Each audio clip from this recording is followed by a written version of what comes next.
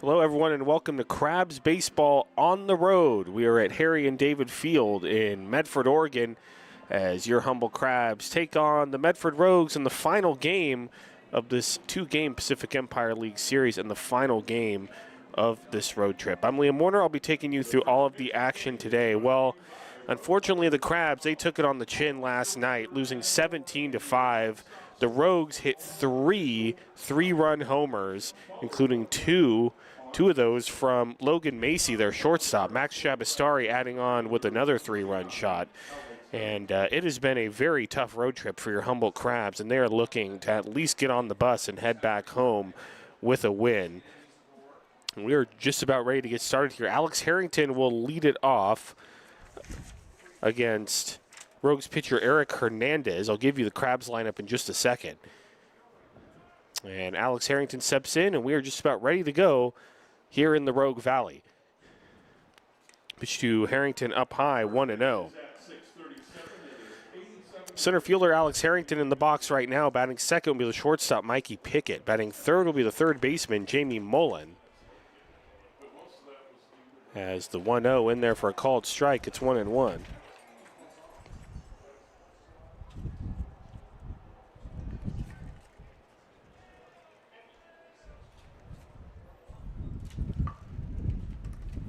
The 1-1 is a little looper that's going to get into center field for a base hit. So Harrington leads it off with a single.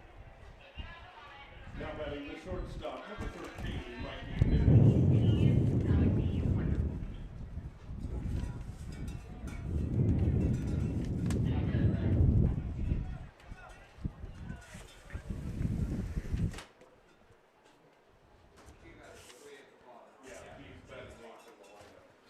And so batting second will be Mikey Pickett.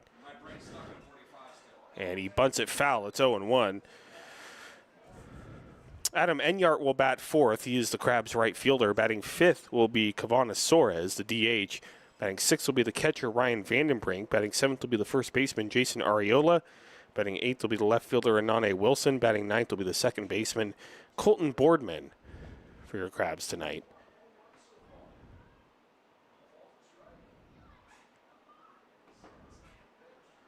The 0-1 misses outside, and it's 1-1.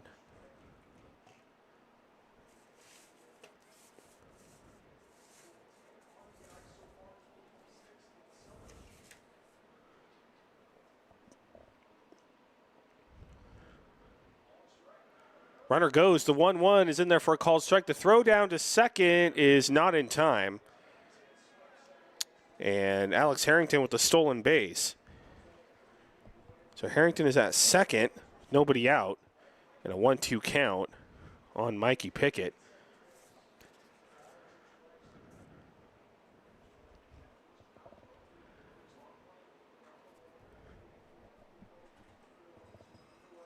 Hernandez steps off.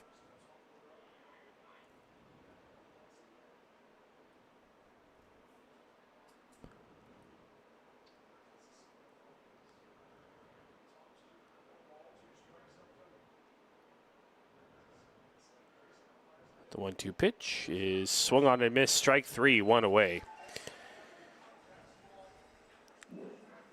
So runner on second with one out. That's going to bring in Jamie Mullen. Defensively for the Medford Rogues, Eric Hernandez is the starting pitcher. In left is Jonathan Walsh.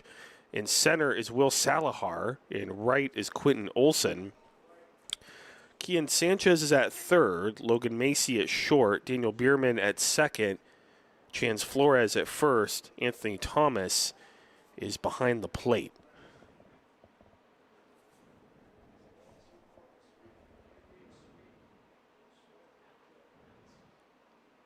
And the pitch to Mullen in there for a called strike, 0-1. As usual, the wind is just whipping around here in Medford. Appears to be blowing in towards home plate, as evidenced by the flag out in left field. But typically here in Medford, the winds are very high to start the game, and then they slowly taper off as the game goes on. And a spin and a fake throw to second. Hernandez doesn't let it go. And Alex Harrington back in safely.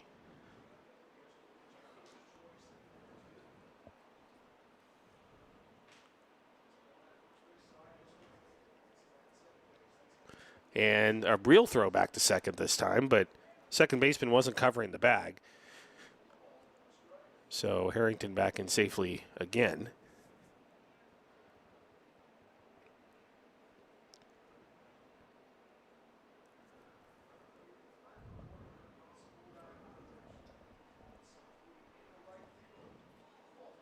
The 0-1 up high, and it goes past the catcher and to the backstop. That's going to allow Harrington to go to third on the wild pitch.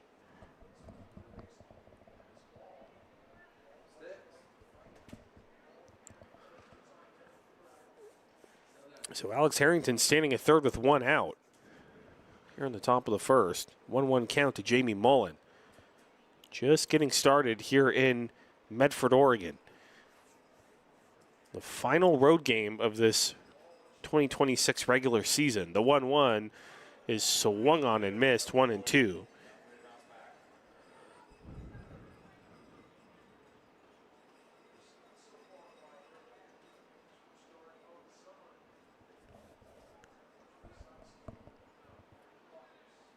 I believe I just heard from Rogues broadcaster Brian Welch. This is the first start of the season for Eric Hernandez. 1-2 and called strike three. 2 away. So Harrington remains at third. And that's going to bring in Adam Enyart. The Crabs last night had several chances early on to get a lead. And instead, they were unable to get anything. Could have changed the momentum last night for sure, but then the Rogues jumped in front and built a huge lead. Enyart ground ball to the left side, picked up by the shortstop, on to first, and yet again the Crabs can't convert with the runner in scoring position with less than 2 outs. So Crabs 0, Medford coming up in the bottom of the first. You're listening to Crabs Baseball, ESPN 107.3 FM.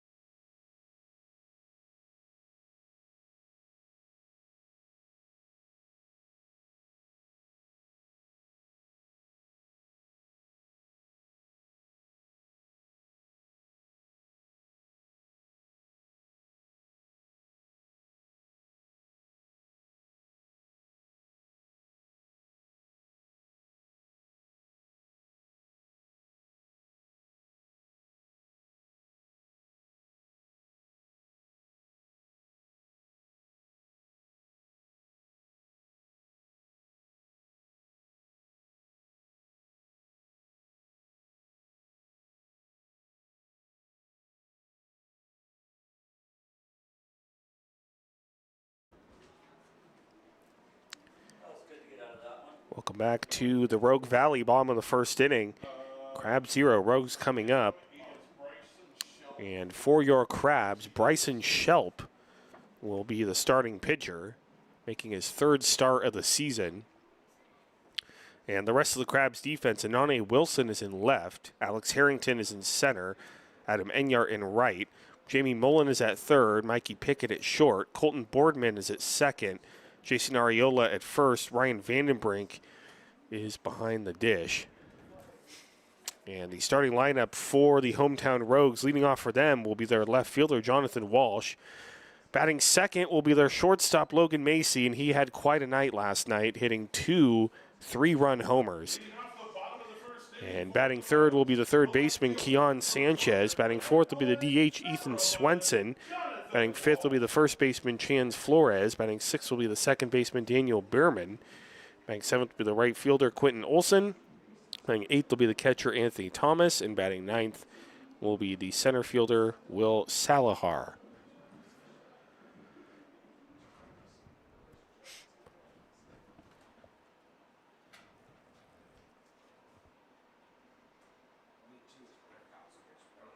First pitch of the night for Bryson Schulp is high and inside 1-0.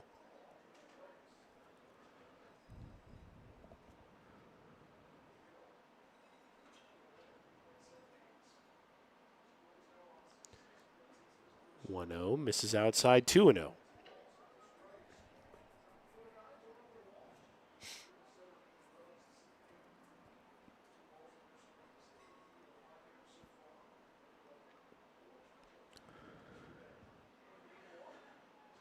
In there for a called strike, 2-1.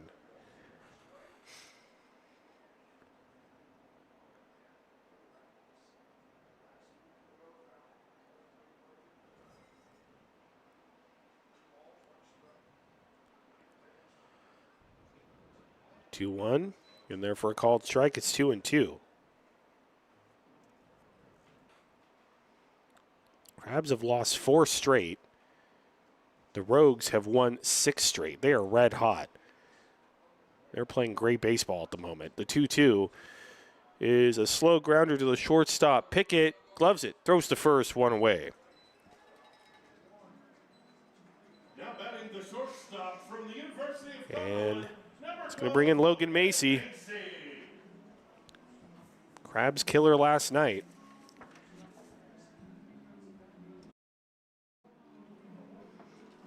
Both of those home runs were opposite field shots to right field. And that's where predominantly the wind was blowing last night. Wind is blowing more in towards home plate so far tonight. And that's a ground ball up the middle base hit for Logan Macy. So 1 out single. And that's going to bring in Kian Sanchez.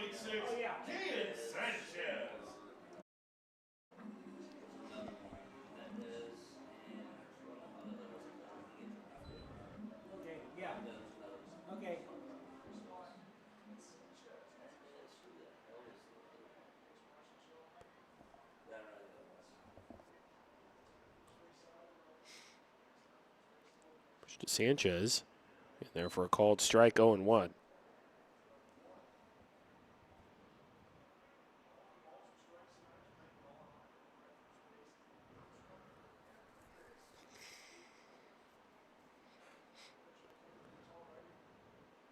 Throw to first, stand. Back in standing is Macy.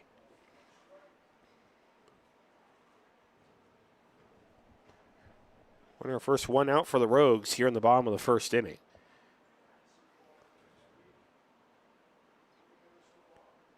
The 0-1, a high fly ball to left center field. Coming in is Anane Wilson, the left fielder, and he's going to make the catch.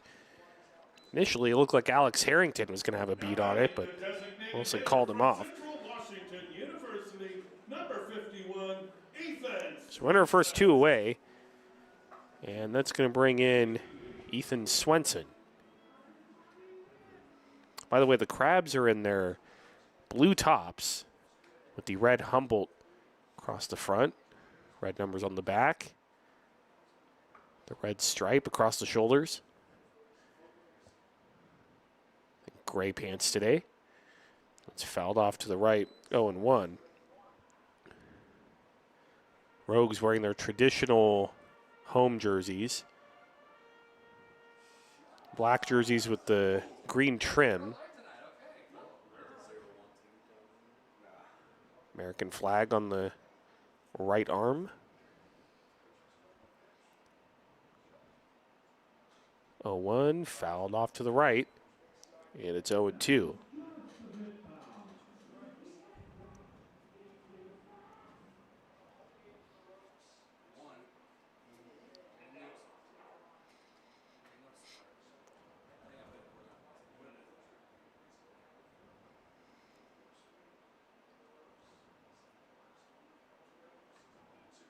Runner goes, and again, it's fouled off to the right and out of play.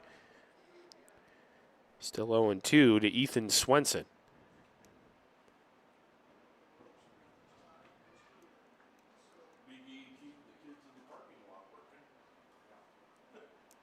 doesn't feel as busy. Well, maybe it feels as busy as last night. Yeah, it's A little bit less. lower attendance.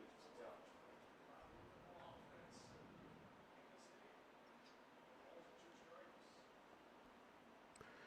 0-2 pitch swung on it, missed, strike three. Beautiful breaking ball for Bryson Shelp to get the Crabs out of the inning. We are scoreless as we head to the top of the second. You're listening to Crabs Baseball, ESPN 107.3 FM.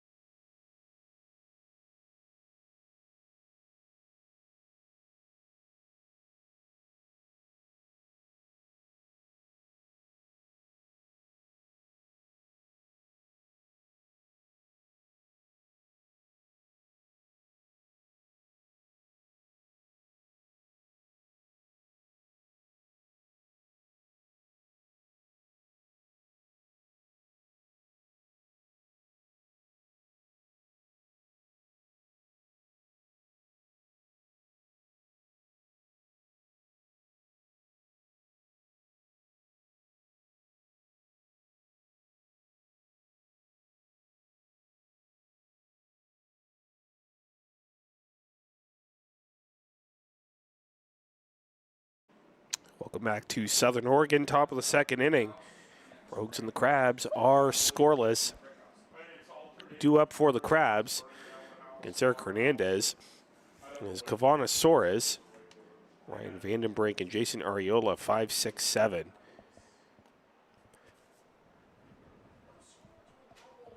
Leading off the top of the second inning for Humboldt, the designated hitter, number 10, Kawana Soares.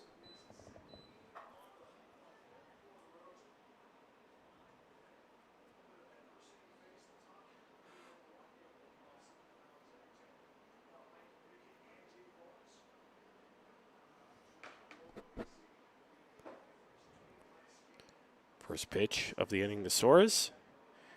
And there for a called strike 0-1.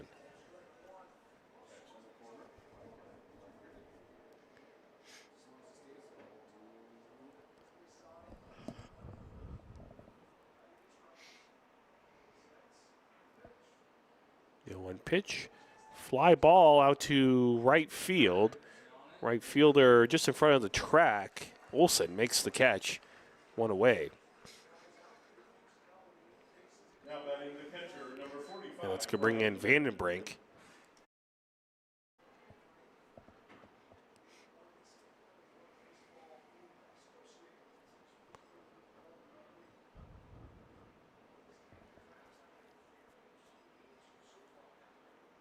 Vandenbrink, formerly playing his college ball here in the state of Oregon in Corvallis at Oregon State.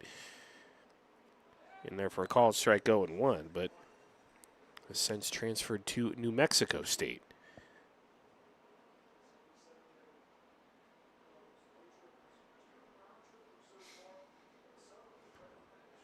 Oh, 1. In there for a called strike 0-2.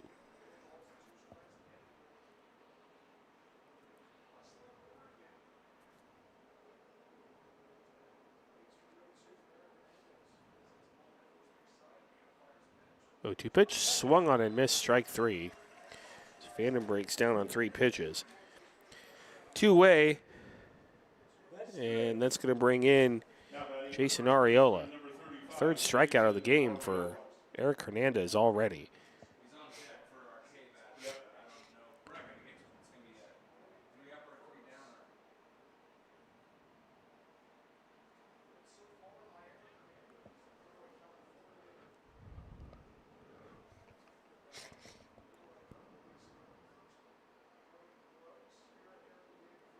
Pitch to Arriola.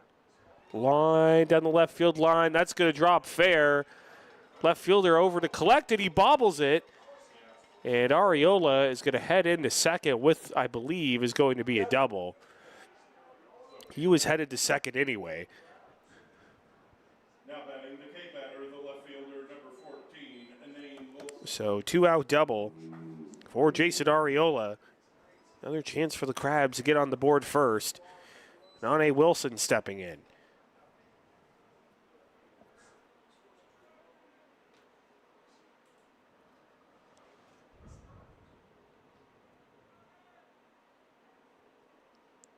To Wilson, swing and a miss.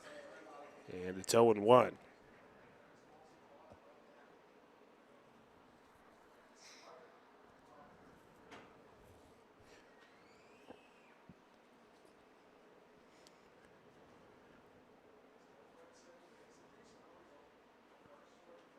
Oh, one ground ball to the right side.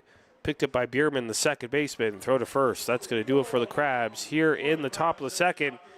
We are scoreless as we head to the bottom of the second inning. You're listening to Crabs Baseball, ESPN 107.3 FM.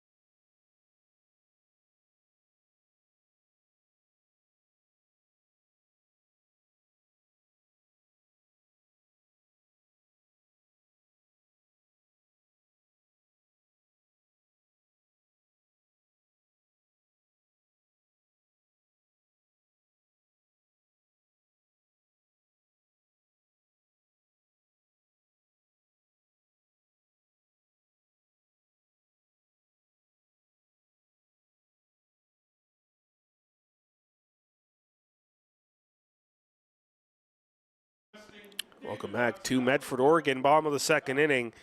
We are scoreless between the Crabs and the Rogues. Bryson Shelp out for his second inning of work. He'll face 5, 6, 7 in the Rogues order. Chance Flores, Daniel Bierman, and Quentin Olson.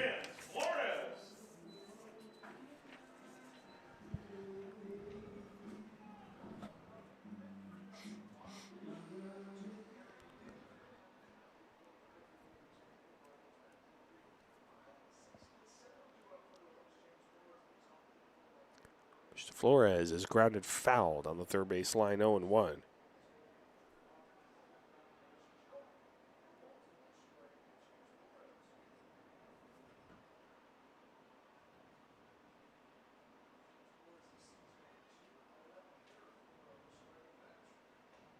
Oh, 1 high and outside, and it's 1-1.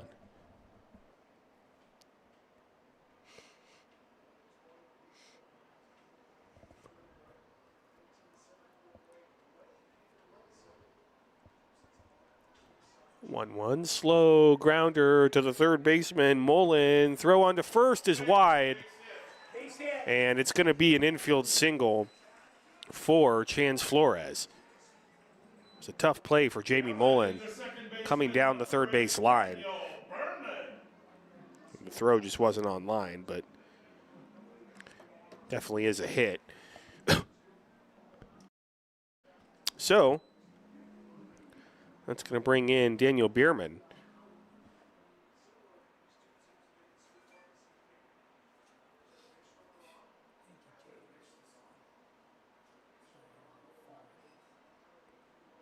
Mr. Bierman in the dirt 1-0.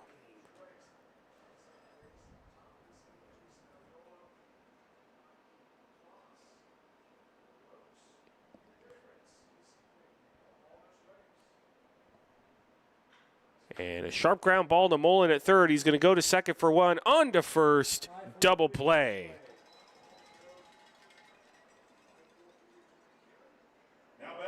Big play for the Crabs infield. Nobody on, 2 outs. It's going to bring in Quentin Olson. 0-1-0-0.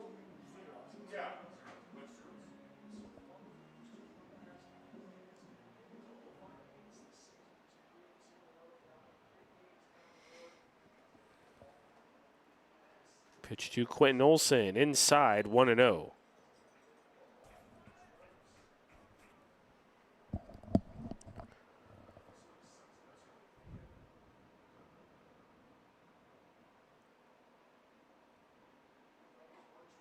Pitch, called strike outside part of the plate, 1-1.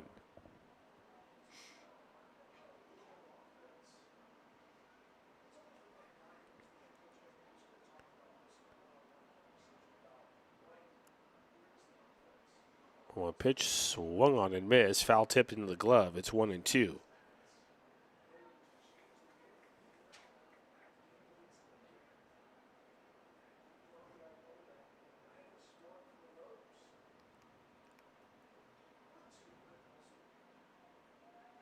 One, two, ground ball to the right side, right to Ariola, and he's going to take it to the bag himself, and that's going to do it. Here in the second, we are scoreless as we head to the top of the third inning. You're listening to Crabs Baseball, ESPN 107.3 FM.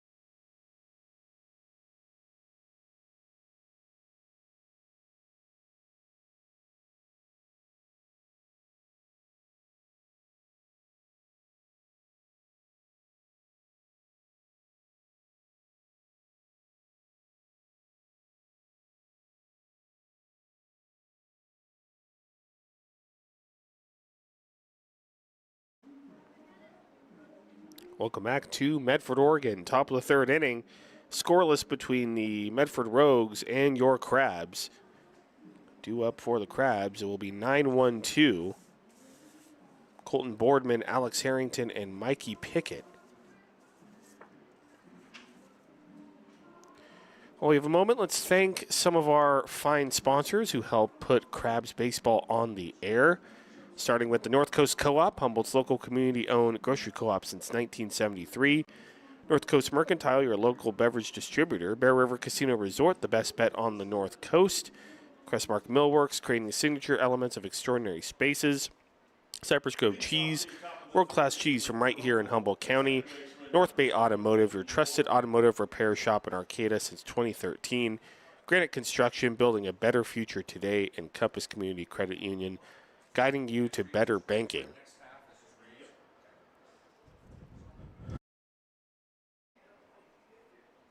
So Colton Boardman stepping in. First pitch of the inning, in there for a called strike 0-1.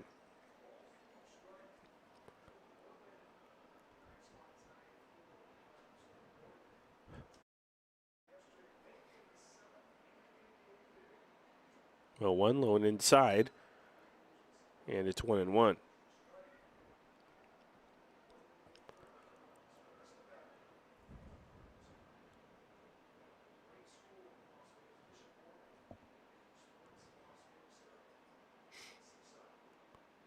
One pitch, it's low. 2-1.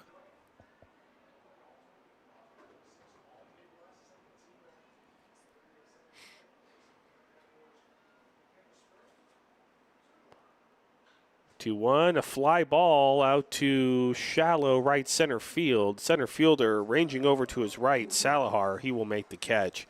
One away. Now batting the center fielder, number 39. They'll bring in the top of the order and Alex Harrington.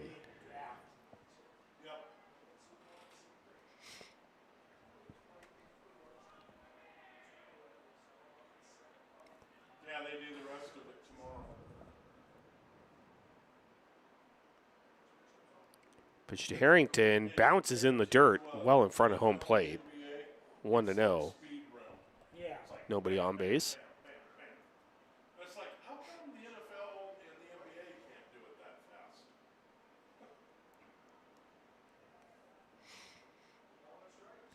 1-0 pitch, high and outside, 2-0.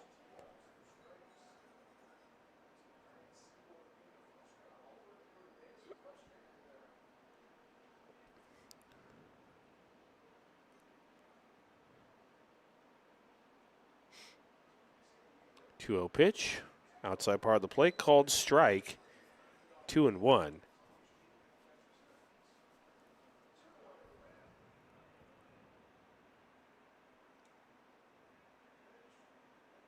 2-1 in there for a called strike, 2-2.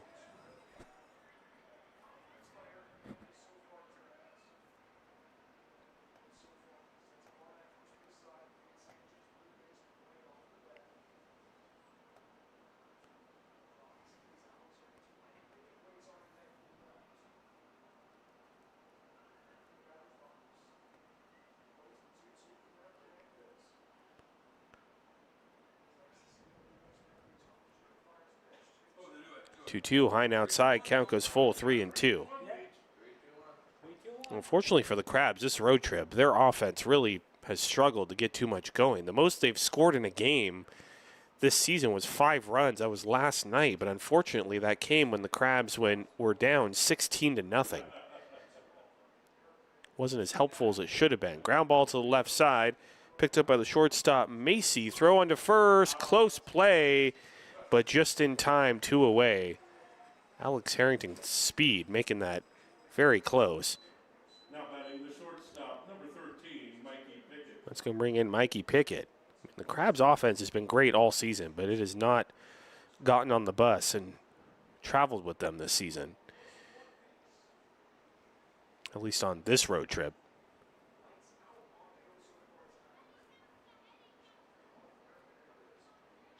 And Pickett line drive into left field and diving attempt. It's going to get past the left fielder, backed up by the center fielder, though, nicely, and it's going to hold Pickett to a 2-out single.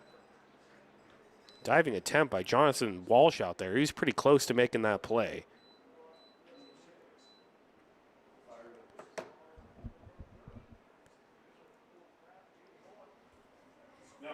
And the offense didn't really show up in Lincoln either. So, yeah, you can say that this season on the road, it's been a struggle so far. The only win was that first game in Lincoln. Crabs held on for a 3-2 win. Evan Miranda had that great outing in relief. Throw over to first, pick it back in safely. So the Crabs need to get the offense going tonight. Take some pressure off of their pitching and defense. Pitch to Jamie Mullen. Swung on and missed, 0-1.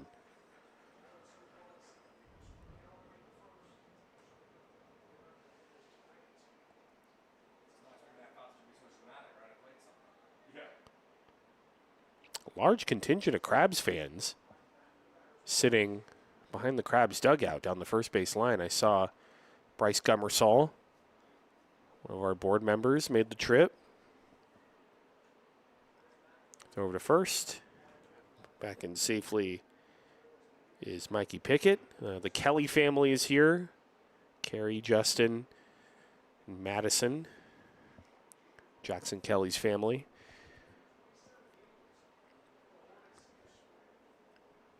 The 0-1 to Mullen is low, 1-1.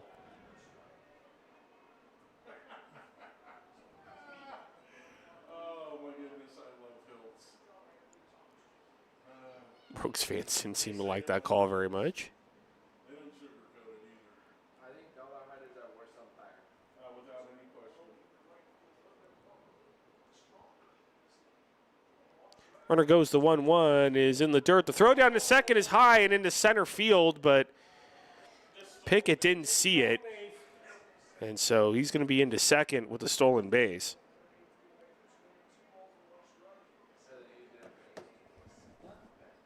So for the third straight inning, Crabs have a runner in scoring position.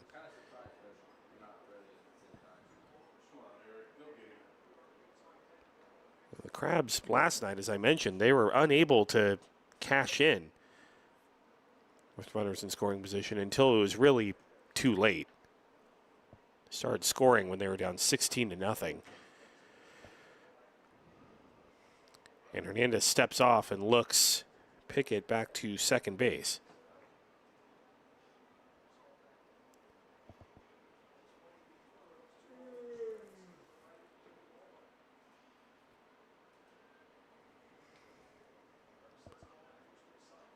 Two-one fouled back to the screen.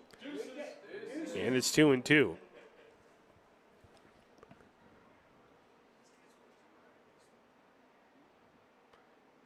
They get very excited up here in the booth when they're all deuces on the scoreboard.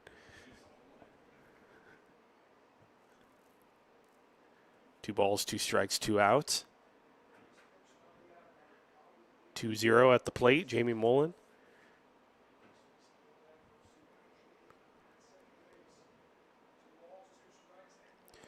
Two is low and outside. Count goes full, 3-2.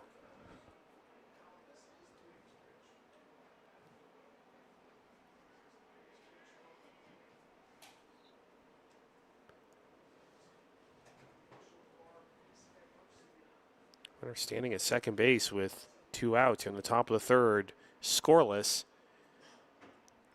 And a 3-2 count on Jamie Mullen. 3-2 pitch, check swing, check down to first. He did not go. And Mullen's going to head down to first with a walk. And that's going to bring in Adam Enyart. Now batting the right fielder, number 16. Adam Enyart's had a pretty tough road trip so far. So is this Chris here? Huh? Is Chris here? Yeah, Catriona and Kirsten are here. They brought him, and they're probably out front with him in the water slide. But Carissa wanted me to announce that it was Miller's first birthday, so I'm going to. Okay.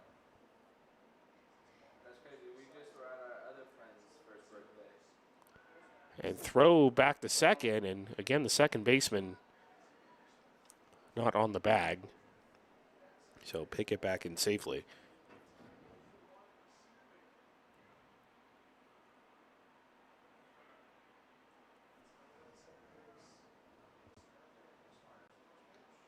Enyart, swing and a miss. And it's 0-1.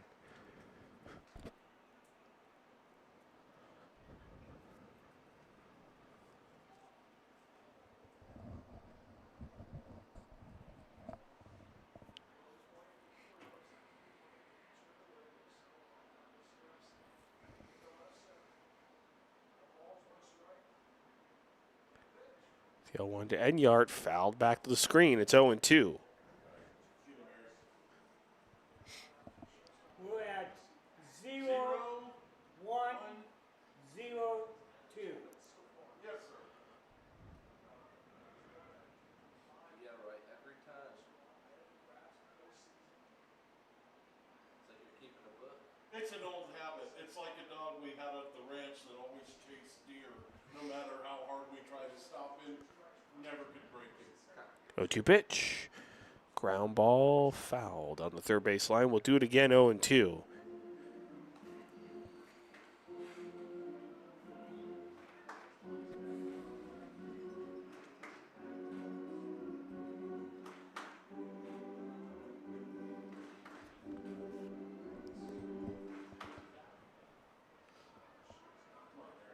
I can't believe they let me play that whole 20-second thing. You know, I get about halfway through that. Exactly. That's one of the rare times you got all the way through that. 0-2 pitch. Just misses outside, 1-2. Rogues crowd really wanted that call. Every time he makes a bad call, I'm saying it's Ryder's fault. And You sound like Larry. typically on the road, I don't have access to the TrackMan strike zone. That is the case here in Medford. Yeah, he was buying ice cream tonight. I bought last night. I didn't give him any ice cream. 1-2, misses low, 2-2. Deuces. No, deuces. Come on, Ryder's, pay attention. BJ's paying attention. Come on now. Well, he's keeping book. He has to pay attention. Not balls to strikes. Bees doesn't do that part. Yeah. Just the computer and the scoreboard. Yeah.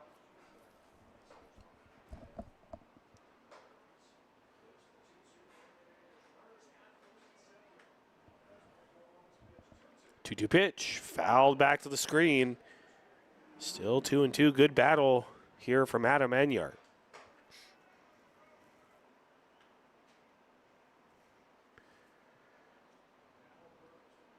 Great to have a Yardie party here in Medford.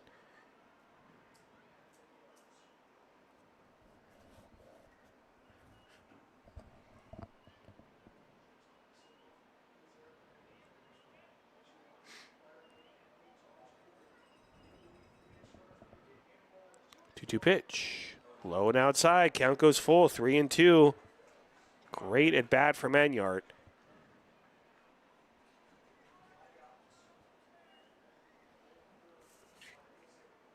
Kavanasaurus is on deck.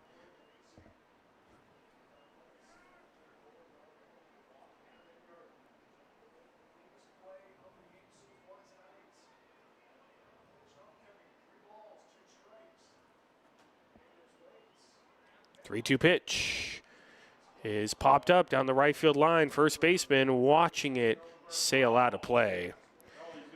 And we'll do it again, 3-2.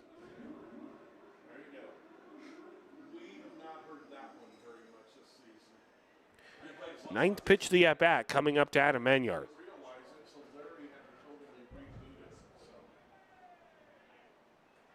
Crabs have runners at first and second with 2 outs here in the top of the third. We are scoreless.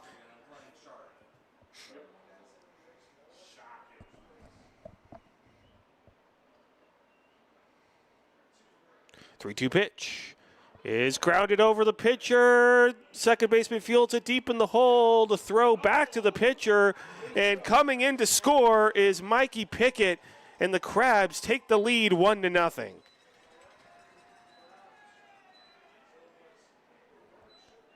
Adam Enyart comes through after a great at-bat. Seeing 10 pitches and getting the RBI. Well, the Crabs need to build on. Kavanasaurus stepping in. Runner still at first and second with 2 outs.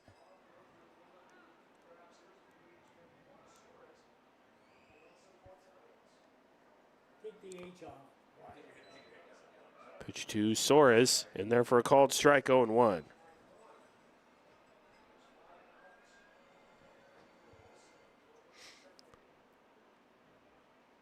Crabs with their first lead here in Medford.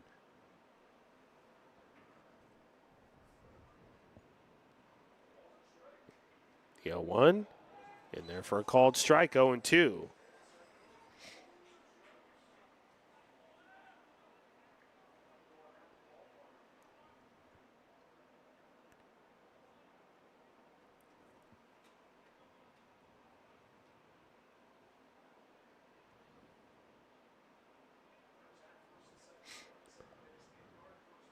Oh, 2 pitch, low and outside, and it's 1-2.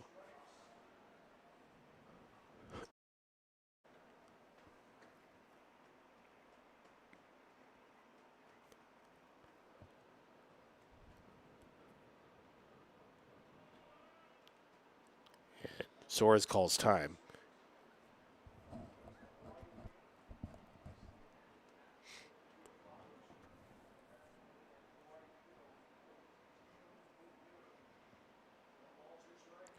One, two, swung on and missed, strike 3. That's going to do it for the Crabs here in the third, but they do get a run. RBI single from Adam Enyart. Crabs lead at 1-0 as we head to the bottom of the third inning. You're listening to Crabs Baseball, ESPN 107.3 FM.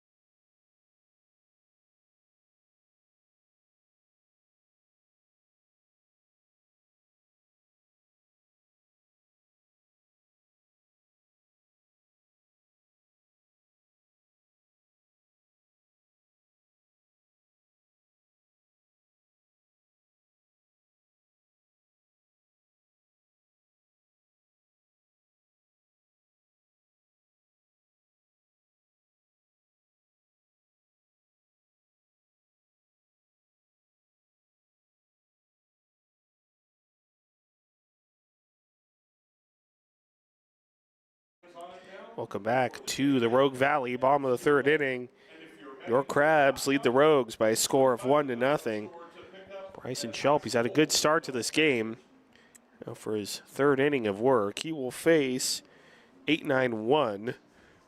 Anthony Thomas, Will Salahar, and Jonathan Walsh. Leading off on, the again, block a for the very number windy 84 night Rogues, the catcher from here in Brooklyn southern Oregon. College, number 34, Anthony American Thomas. flag out and left is absolutely whipping in towards home plate. So we'll see if that knocks a few baseballs down here.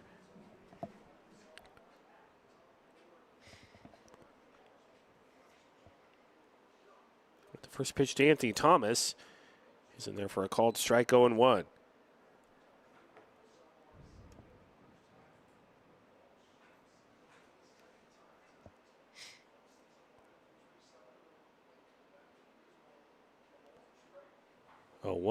A line drive, stabbed by the first baseman, and he throws it away. So that was a great play initially by Jason Arriola, diving to his right and getting to the baseball. And then he just overthrew Bryson Shelp covering first. So what started out as a great play ends up being an error on Arriola.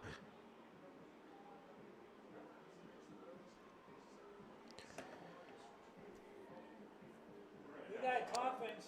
And Thomas is at first. And that's going to bring in Will Salahar. And we're going to have a conference between the umpires. I'm not really sure about what.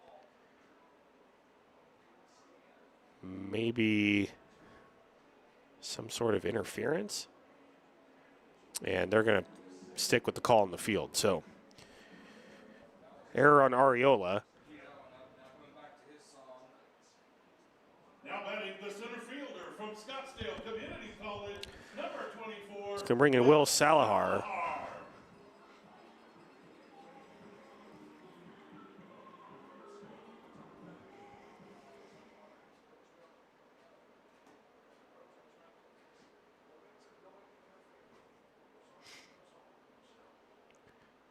Salahar.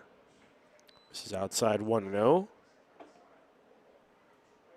Broadcasting here at Harry and David Field, high atop the field here in the press box. Farthest away from the field I will be during the season. The 1-0, high and outside 2-0. A great view of the field and the action.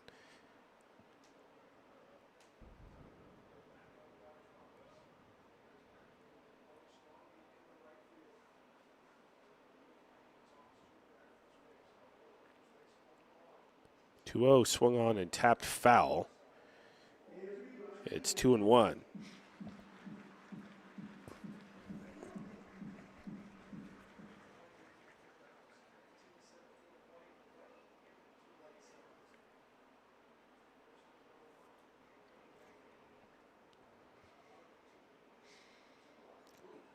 Low and inside, and it's 3-1 to Salahar.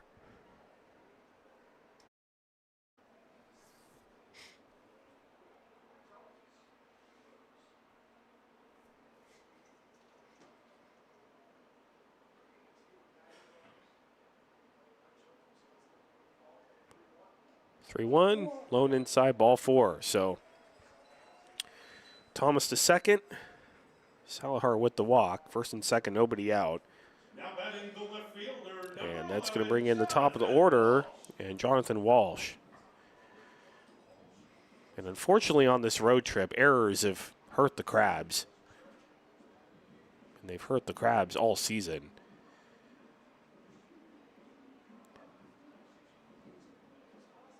The run standing at second is the result of an error, so we'll see. The first error of the game ends up hurting the Crabs tonight.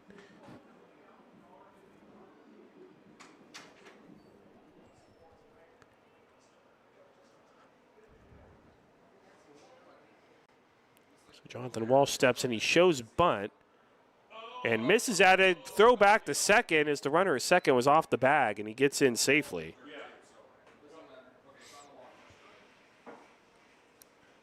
So 0-1 to Jonathan Walsh. Hi, Ams. What's going on? You bet. Miss Carissa said hi too.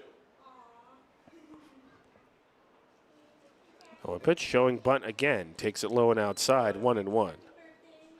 We did.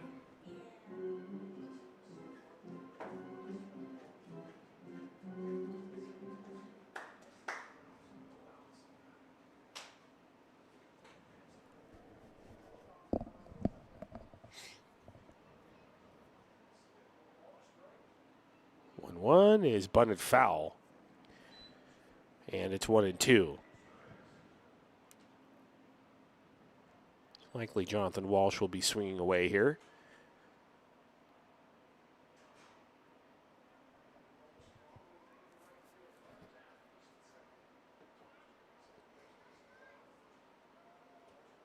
Shelp shakes off a couple of pitches.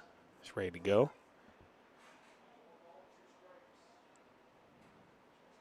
1-2 pitch is swung on and missed. Foul tipped into the glove. Strike 3, 1 away. Huge strikeout for Bryson Shelp. First and second with 1 out. Number 12. And that's going to bring in Logan Macy. And if you're just tuning in, Logan Macy hit 2 3-run homers last night, both to the opposite field. So this is a very dangerous hitter for the Rogues.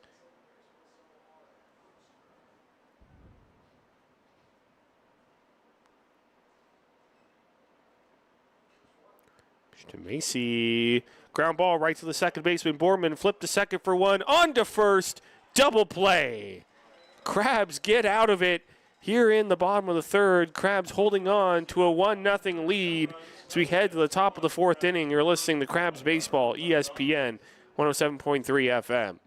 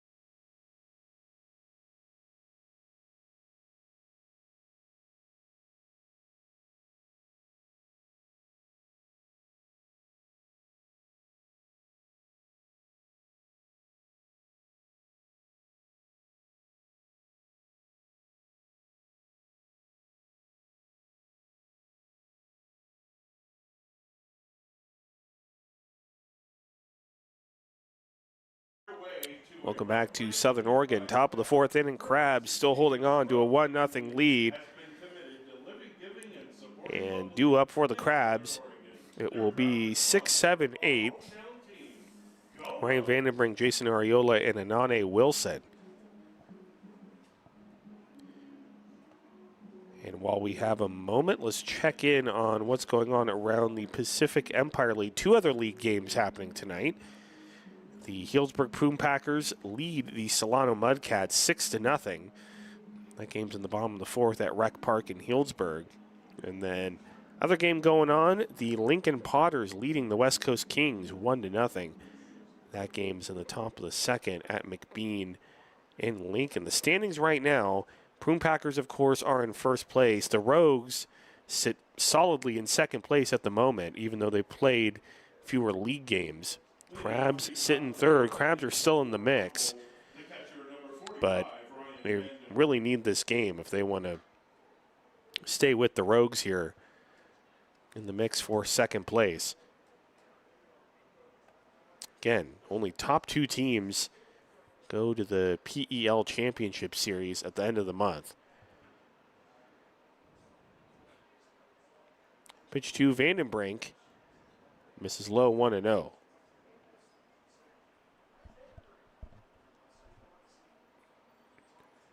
Meeting on the mound now. Pitcher and the catcher. Again, Crabs have lost 4 straight. Rogues have won 6 straight. Crabs looking to end that winning streak here tonight and have a happy bus ride home after the game tonight. The 1-0, high and outside 2-0. At least a positive you can point to going into a long week of baseball next week. 2-0, and there for a called strike, 2-1.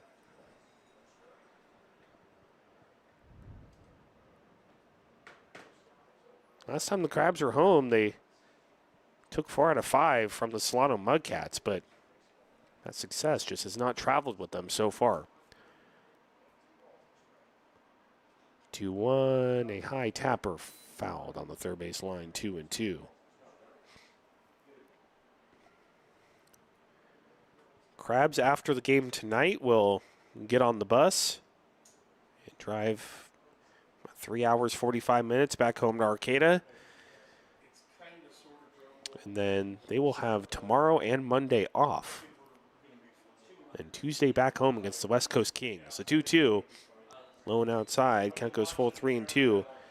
Back in the friendly confines of the Arcata ballpark. Love being on the road, but at the end of the week-long road trip, definitely start to miss home. The great environment at the Arcata ballpark. Back on Tuesday against the West Coast Kings, the 3-2 ground ball right to the Rogues' second baseman. It eats him up a little bit, and a throw to first, and he makes the play. Kind of ate him up. He fell to his knees. Bierman did, but was able to recover and get the out. That's going to bring in Jason Arriola. Crabs will play their final week of 7 games in 6 days against the West Coast Kings. Tuesday, Wednesday, Thursday, and Friday against the Kings next week, including a doubleheader on Wednesday that starts at 5:30. Arriola steps in. That misses low, 1-0. And then Saturday and Sunday next week, you will want to be at the Arcata ballpark because the Healdsburg Prune Packers come into town. And the Crabs are going to be looking for revenge for what happened to them in Healdsburg. 1-0. Misses inside, 2-0.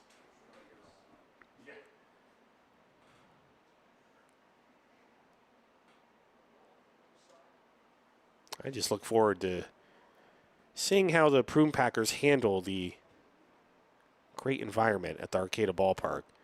2-0. Ground ball to the right side, and that's going to get through for a base hit. So Arriola with the second hit of the game. He's 2 for 2 so far. And that's going to bring in Anane Wilson.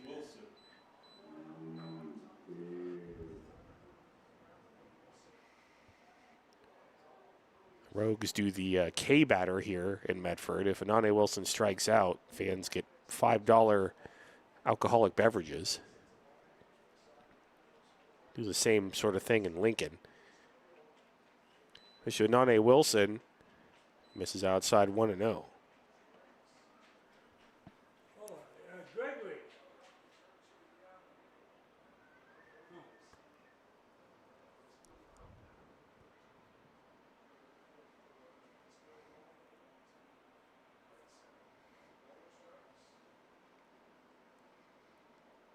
1-0, and there for a called strike, 1-1.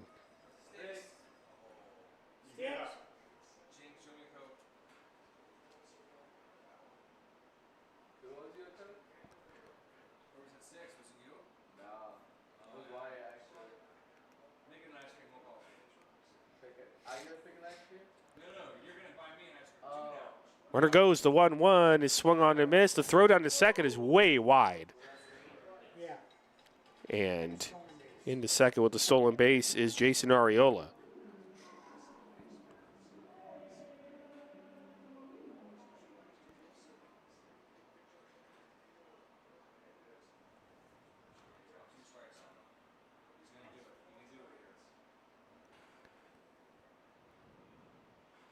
Long look in from Hernandez. And the 1-2 pitch is grounded to the right side, right to Bierman, the second baseman, throwing to first. 2 away on the play. Arriola goes to third. Now batting the second baseman, number 7, Colton Boardman. 0-1 So runner at third with 2 outs for the Crabs here in the top of the 4th. It's going to bring in Colton Boardman. Crabs lead it 1-0.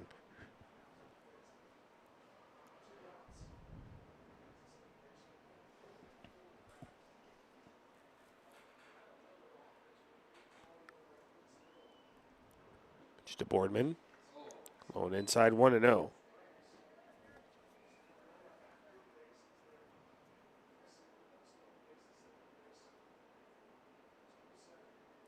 General Roberts, Yes, sir.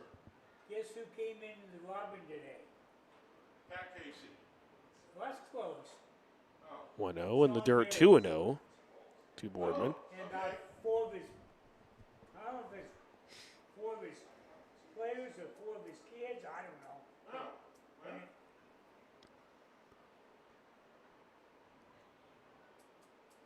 And I said, how you guys gonna be next year? well, the girls' teams are going to be really good. We know that. 2-0 pitch. And that takes off the catcher's glove, and coming in to score is Jason Ariola, and the Crabs lead it 2-0, and that's going to be ruled a pass ball. Ball, I just saw it bounce and go to the yeah, back. pass ball. Okay. So Ariola scores on the pass ball. Yeah, hit it again. Wyatt, hit it again. They're one bit scoring board for them. There you go.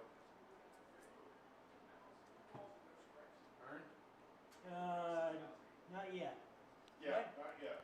Unknown right now, but Yeah, pending what the batter does. yeah. Of course, if he walks, then it'll be pending what Harrington does. And so 3-0 to Boardman.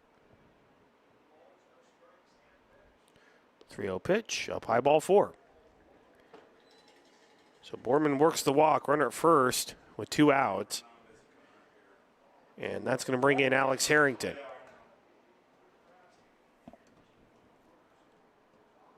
Yeah, and here it comes.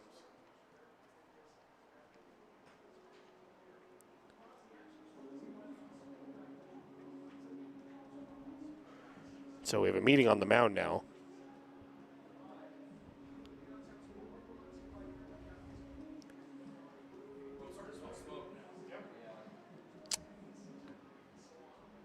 And starting to smell smoke here in the booth. There has been a wildfire, a pretty large one, burning to the north of Gold Hill, Oregon. And last night you could see a prominent plume of black smoke out in left field. Tonight, it's a little more just of a haze out in left. It couldn't smell any smoke earlier, but now maybe the winds have shifted and starting to smell a little smoky. But heard there were some evacuations being ordered last night. Unfortunately, as throw to first, Boardman's back in safely. Unfortunately, summer life here in the Rogue Valley and deal with a lot of wildfires, as we do in California. Pitch to Harrington, swung on and missed, 0-1.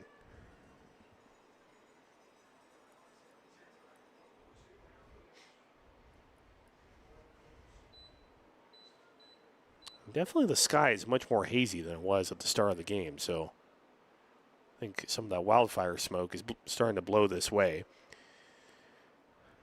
The 0-1, runner goes, pitches a called strike. Throw down to second. It's a great throw, and Boardman is out. Great throw from Anthony Thomas, and that's going to do it here in the top of the 4th inning. The Crabs get a run on a pass ball. It's 2-0 Crabs as we head to the bottom of the 4th inning. You're listening to Crabs Baseball, ESPN 107.3 FM.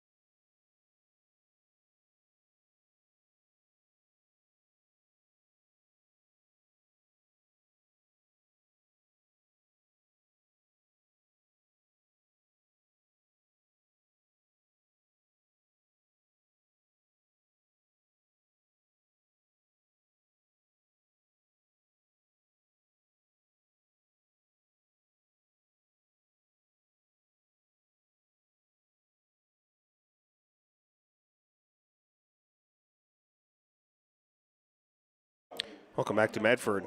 Top of the fourth inning. Crabs lead the Rogues 2-0. Bryson Schulp out for his fourth inning of work.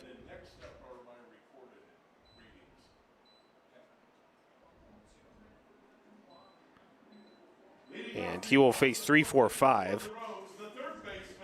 Keon Sanchez, Ethan Swenson, and Chance Flores. And as I was mentioning earlier, the air quality here in Medford has taken a sudden dip. Not quite to anything dangerous yet, but started the game, the air quality was good. Didn't smell any wildfire smoke, and now it is quite smoky and hazy. So pitch is in there for a called strike, 0-1.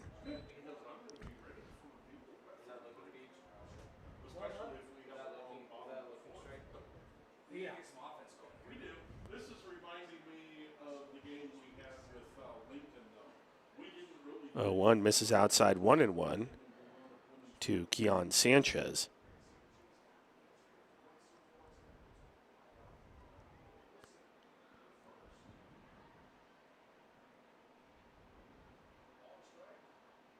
One ground ball to the left side, picked up by the shortstop Pickett. On to first, one away. What's going to bring in Ethan Swenson. Number 51, Ethan Swenson. So the wildfire that's affecting our air quality right now here at the ballpark is the East Evans Creek fire, burning just to the north of Gold Hill. And it's around 2,600 acres. So Swenson, fly ball out to shallow left center field. Going out is the shortstop. Coming in is Anane Wilson, the left fielder, and Wilson will make the catch. 2 away. Now batting the first baseman, number 19, Chance Flores.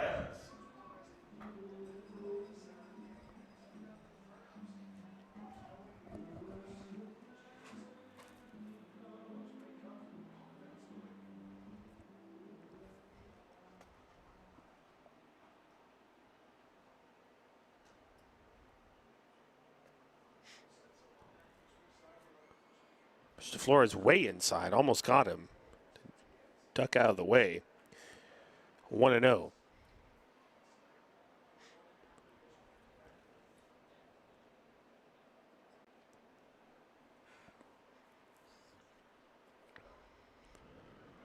Pitch. Lone outside, 2-0.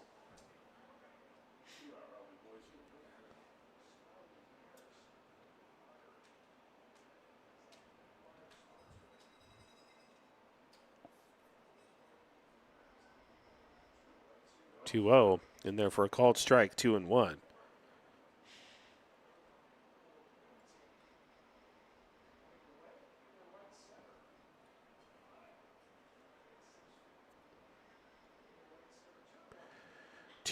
A fly ball out to left field. Wilson coming in now has to go back a few steps, and he will make the catch. That's going to do it here in the fourth inning for the Rogues. Crabs holding on to a 2-0 lead as we head to the top of the fifth inning. You're listening to Crabs Baseball, ESPN 107.3 FM.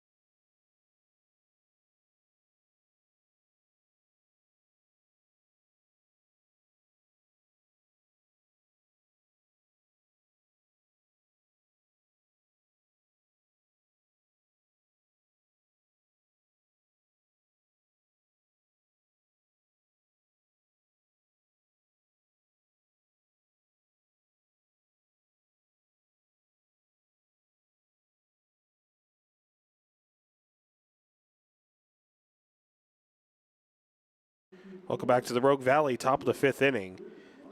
Crabs holding on to a 2-0 lead against the Rogues. And we have a new pitcher on the mound for the Rogues. It is number 6, Jaden Neusbauer. And I believe he came in to pinch hit last night. Your attention, please. Now pitching for the Rogues. He's in the transfer portal. Number 6, Jaden Neusbauer. He will face Mikey Pickett to lead it off, followed by Jamie Mullen and Adam Enyart. Top of the 5th for Humboldt center fielder, number 39, Alex Harrington.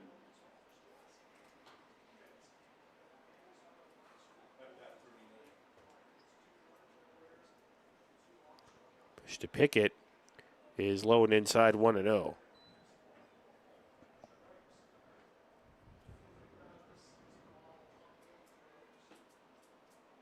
1-0, a line drive that's going to get into right field for a base hit.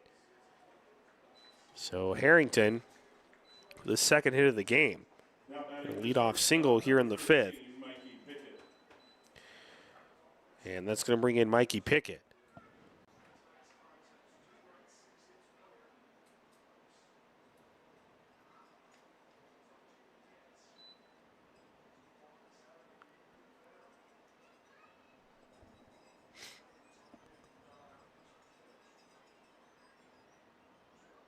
Pickett low and outside 1-0.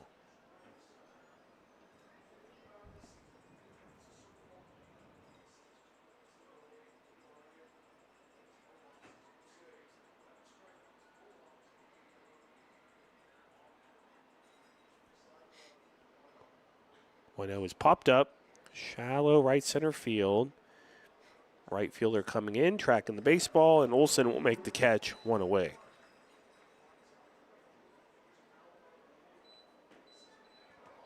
And it's going to bring in Adam Enyart. The third baseman, number 20, Jamie Mullen.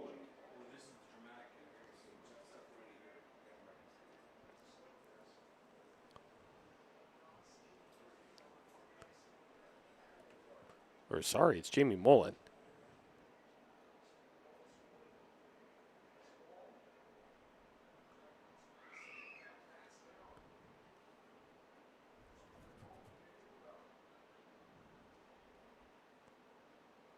Push to Mullen is popped up.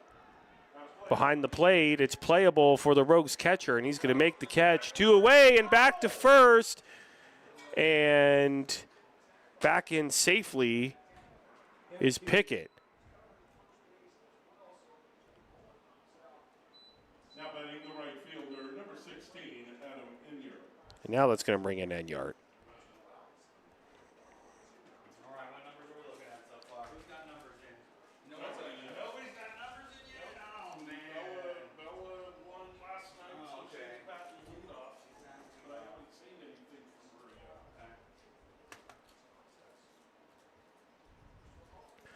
Pitch to Enyart, low and outside. The throw down to second, and he's safe. Pickett is safe.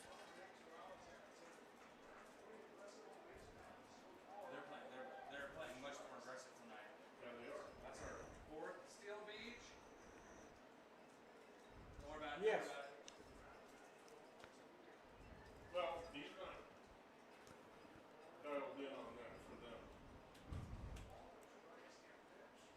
1-0 is a fly ball out to right center field. Going back is the right fielder, and making the catch at the wall is Olsen. And that's going to be it for the Crabs here in the 5th inning. Crabs lead 2-0 as we head to the bottom of the 5th. You're listening to Crabs Baseball, ESPN 107.3 FM.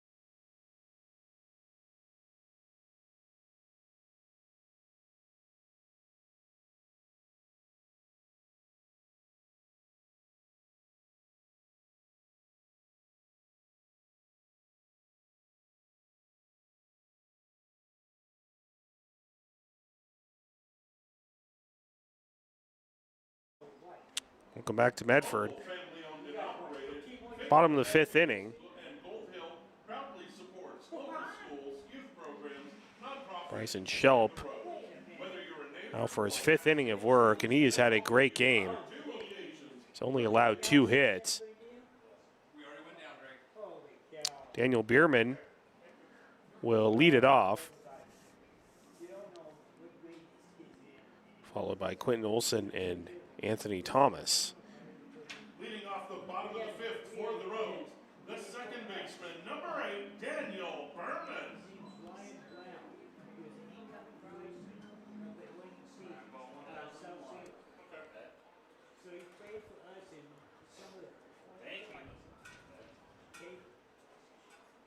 Pitch to Bierman. Misses inside 1-0.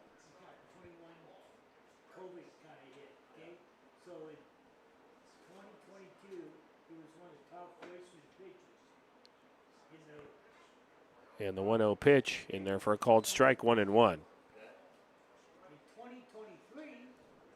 he was on it as graduating senior because he took all his classes.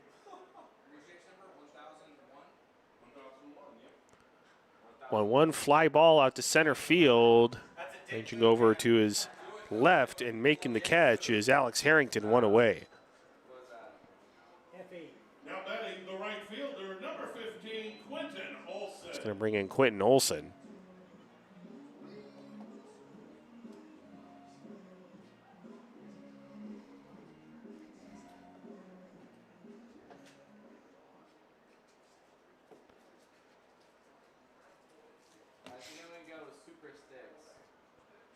Pitch to Olson. Misses low, 1-0. 1,111. Yeah, dude, 1,112. Ah! He's kidding. I'm kidding. I know. He did it to me yesterday. Oh, that joke's old. 1-0 pitch. Up high, 2-0. Wow. 1,111 for you? Yes.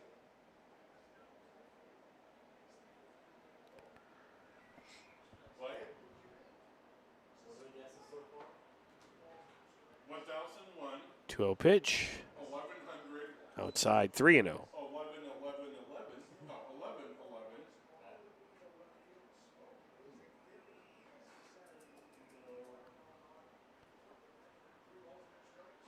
11. 3-0. Right down the middle for a called strike, 3-1. Okay. BG. 1090. What? 1090. Okay. 1045. 3-1 is popped up. Foul side of third base. Third baseman making his way over to the dugout. Will fall out of play. Count goes full 3-2. 3, 2, 1.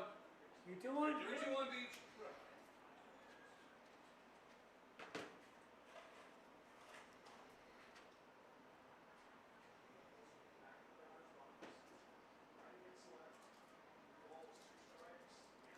Beach. 3-2 pitch is sprayed foul off to the left. We'll do it again.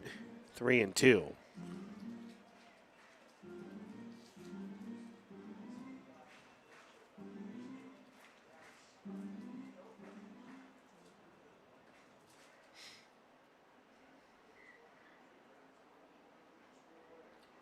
lot of gas. 3-2, high and outside, ball 4. So Olson works the walk. And he's standing at first with 1 out. And that's going to bring in Anthony Thomas Jr.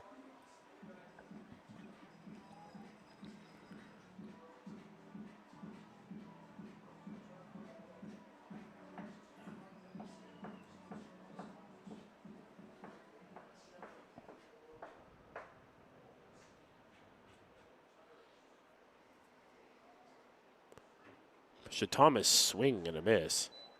And it's 0-1.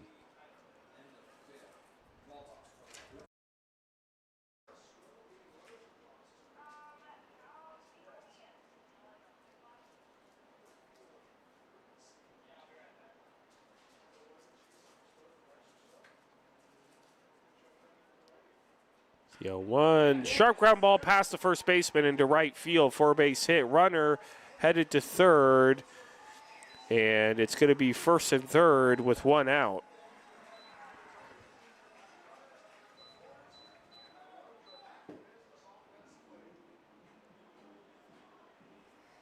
And now Bryson Shelp in a little bit of trouble here. And now the infield's going to come in Come and visit. and have a meeting.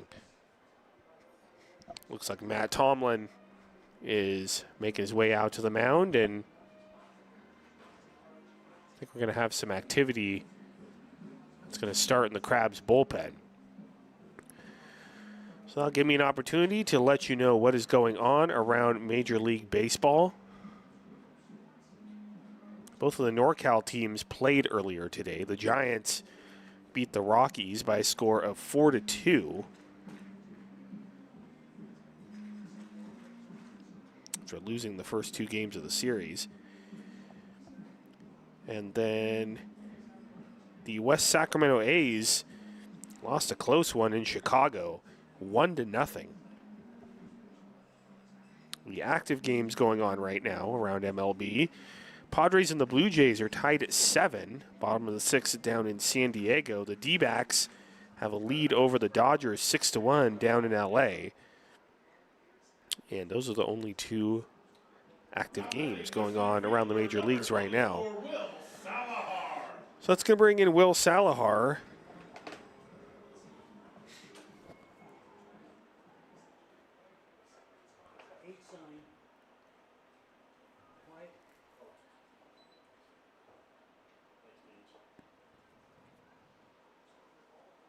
Pitch to Salahar, shows bunt, and bunts it foul down the first base line, 0-1.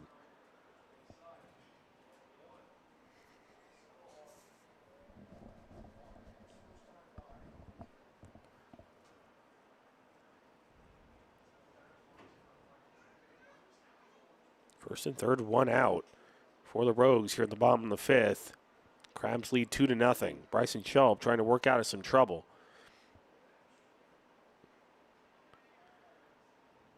The 0-1 to Salahar, shows bunt again, pitches way inside, and that got him. So he's going to head down to first, and that's going to load him up with one out. And that's going to bring in Jonathan Walsh, Rogues leadoff hitter.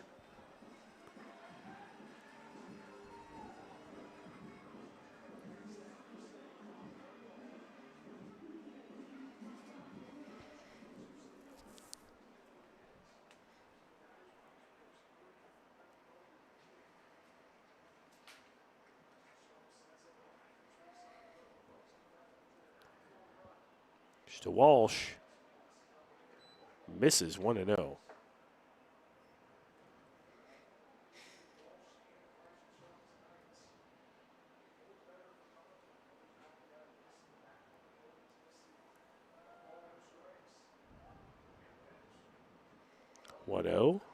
Right down the middle, called strike, 1-1. Oh, Super Six. Whoa! Super six.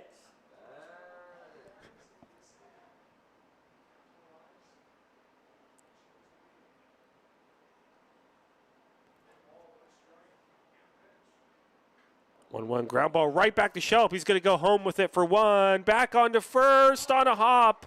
And the first baseman, Ariola, can't handle it, but still a big play as the Crabs get the force out at home plate. Shelp to Vandenbrink. Bases remain loaded with 2 outs. And now they'll need to face a red-hot hitter in Logan Macy.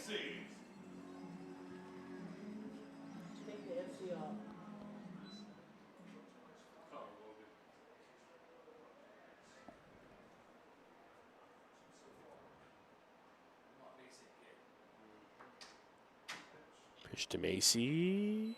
Misses low, 1-0.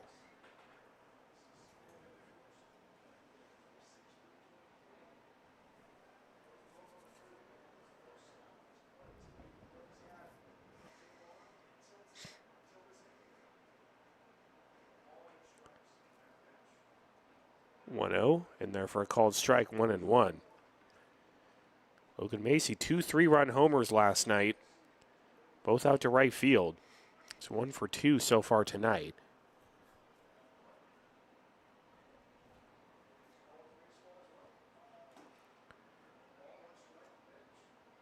1-1 in the dirt, gets past the catcher.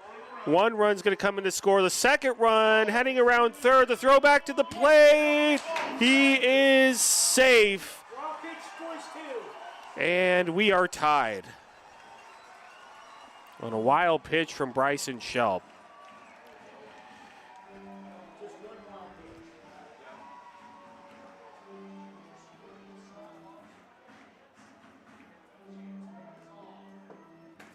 So aggressive base running for the Rogues pays off there.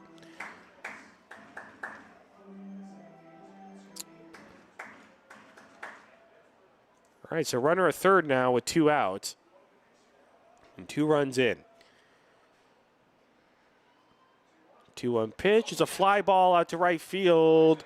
Right fielder ranging over to his right. That's Adam Menyard. He will make the catch. And that's going to do it here in the 5th. But the Rogues tie it up. They get 2 runs on a wild pitch. And we're tied at 2 as we head to the top of the 6th inning. You're listening to Crabs Baseball, ESPN 107.3 FM.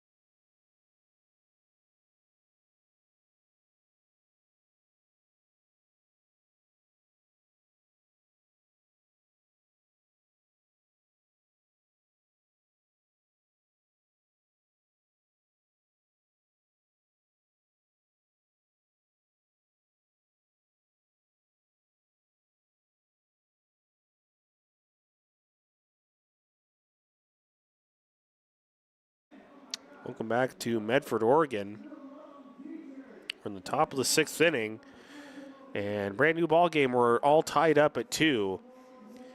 Due up for the Crabs, it will be Kavanasaurus, Ryan Vandenbrink, and Jason Areola on what has suddenly become a very hazy and smoky night here in Medford. The game started, and air quality was fine, but around the 4th inning, wind shifted and definitely can smell wildfire smoke, and it's gotten pretty hazy, especially out in the outfield. So again, a large wildfire burning to the north of Gold Hill, Oregon.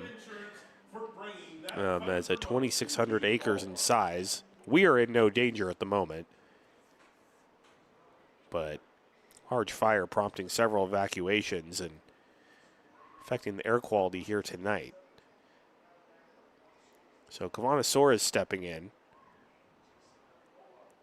Leading off the top of the 6th inning for Humboldt, the designated hitter, number 10, Kavanasaurus. Now Crabs need to produce some more offense and retake the lead. Suarez misses outside 1-0. All right, we have a unique situation. I don't remember the last time it happened. Okay. All guesses are over. 1-0 ground ball right to the Rogues' third baseman. On the first on a hop in time, 1 away. I know what the number is. 5-3. Everybody is going to have to re-guess. And that's going to bring in Ryan Vandenbrink. Everybody. So I will give one hint only. 1080 Wyatt was the lowest number, but still over the actual number. So you got to go lower than 1080 on the redo. To Vandenbrink in there for a called strike 0-1. Guess was 1045. You were still. I was the lowest. Okay, so Yeah, you were the lowest. Sorry.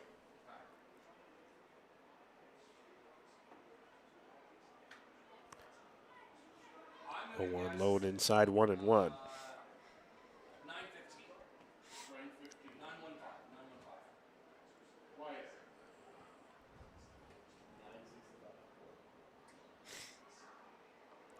1 in there for a called strike 1-2.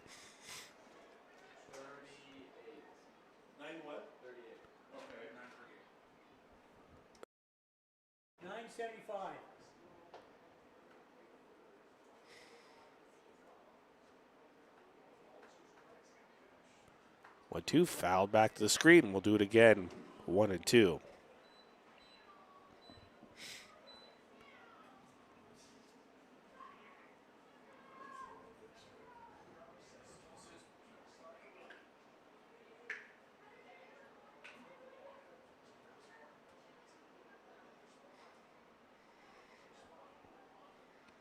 One-two pitch popped up down the line, right field. Right fielder racing over towards the line, making his way to the fence.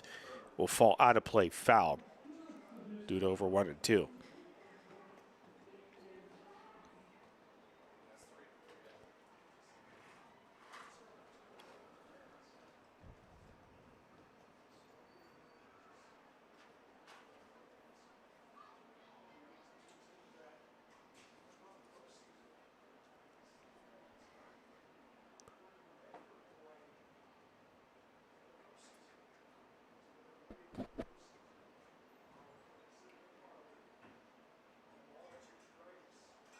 One-two pitch.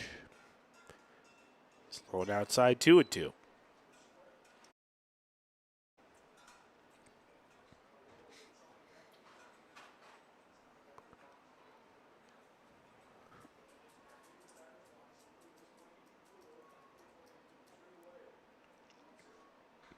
Two line drive out to center field, but the center fielder coming in and making the catch. Salahar, 2 away. And I'll bring in Jason Arriola. He's 2 for 2 so far tonight.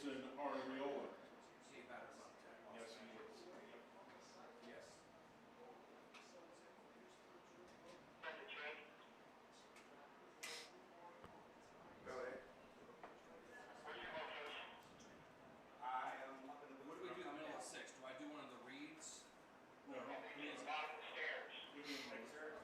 Shariola, line drive. It's going to get past the shortstop and into left field for a base hit.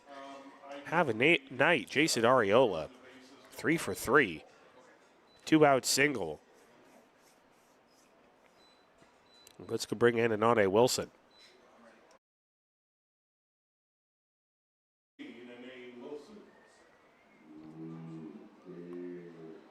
One of our first 2 outs for the Crabs. Here on the top of the 6th, we are tied at 2. Wilson shows bunt, takes in the dirt 1-0. Probably.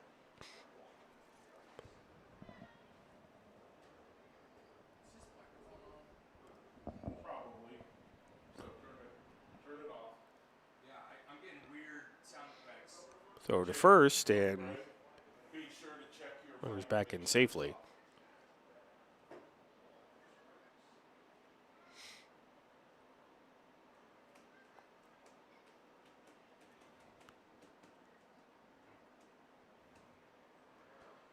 One 0.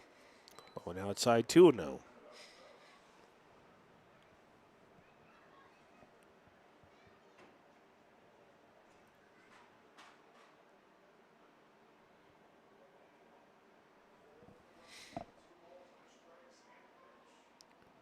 Two-0 pitch, showing bunt and bunts it right down the third base line. Pitcher picks it up, throw to first. He's safe. Bunt hit for Anane Wilson. Great bunt, just right down the third base line. And Newsbauer, the pitcher, was able to get to it quickly and fire it to first, but Anane Wilson with some speed beats it out. So it's first and second with 2 outs. Now meeting on the mound. 0-2-0-2. For those of you who are interested, go through some of the quarterfinal World Cup scores today. England beat Norway by a score of 2-1 in extra time. So England is on to the semifinals. And then we got a thriller going on right now in extra time. Argentina and Switzerland are tied at 1. And Switzerland are down to 10 men. So we'll see how things go there and who ends up being the final team in the World Cup semifinals. All right, meeting breaks up. So Colton Boardman steps in His runners at first and second with 2 outs.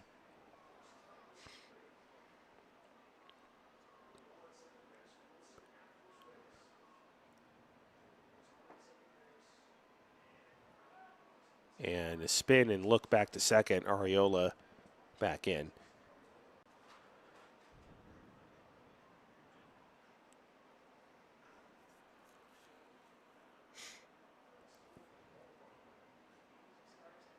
Push to Boardman in the dirt 1-0.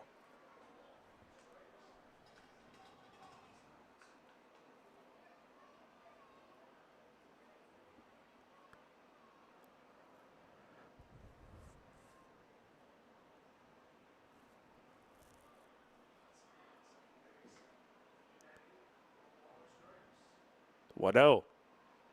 Right down the middle for a called strike. It's 1-1.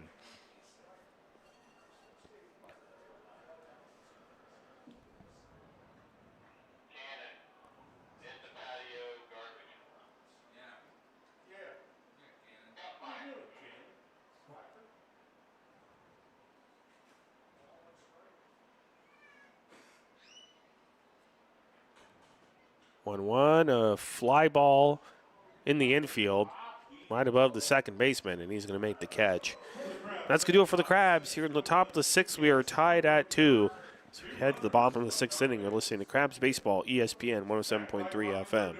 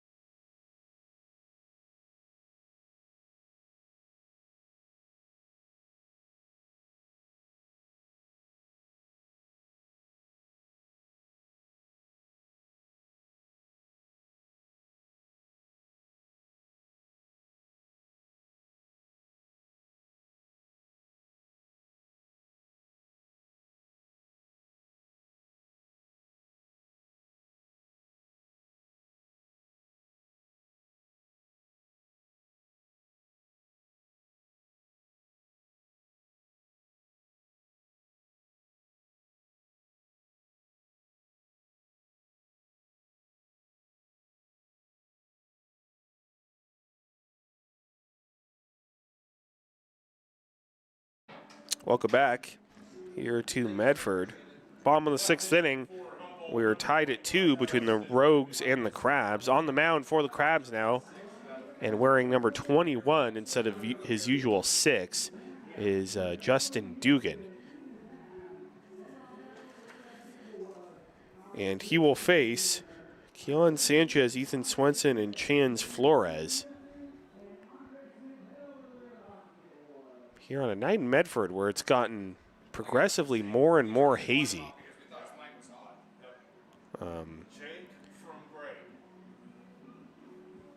If it gets to a certain point in the air quality where it gets to be unhealthy and dangerous, they would abandon the game. But it sounds like that's probably not going to happen. So should be safe. But definitely feeling some of the effects of the big wildfire burning well to the north of us. Leading off the bottom of the sixth inning for the Rogues, the third baseman, number 26, So Keelan Sanchez will step in.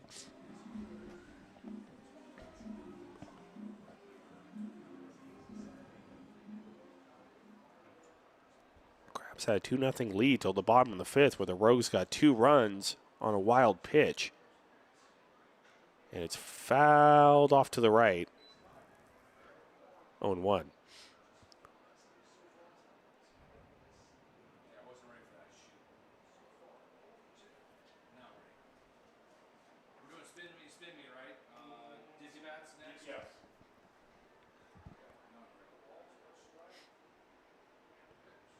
The 0-1 is high and outside, 1-1.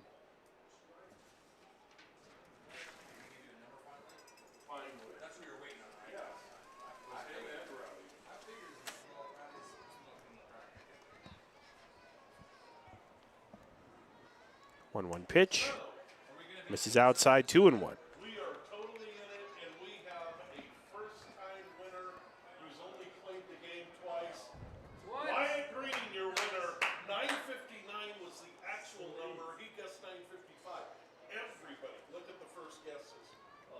2-1, a high fly ball to left center field, way up there. But ranging over to his right, making the catch, is Alex Harrington, right in front of the left fielder, Anane Wilson, one away. Now batting from Central Washington University, number 51, Ethan Swinson. Good job, man.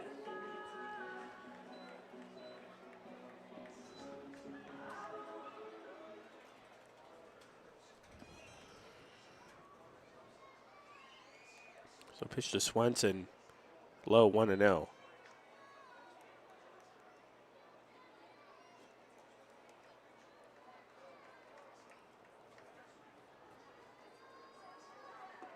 Swing and a miss, and it's 1-1. Four sticks. Four sticks with a 5. Four to count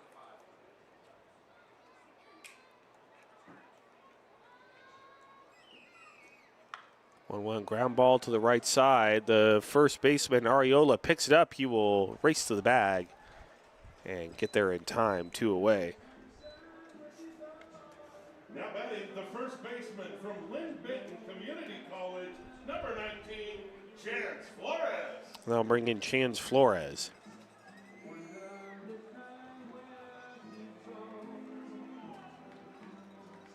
Nobody on, 2 outs at the bottom of the 6th inning.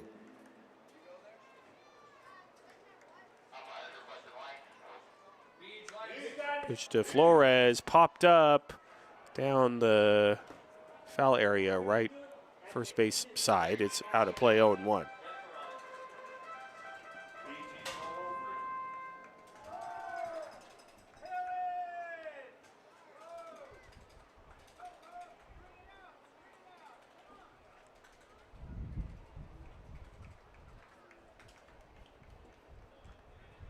And swing and a miss, 0-2.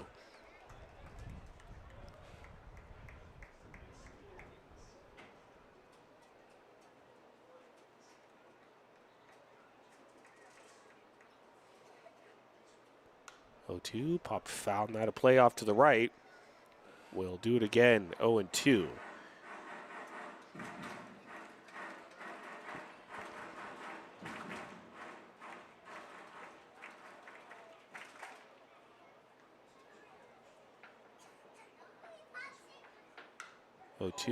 Popped up right field.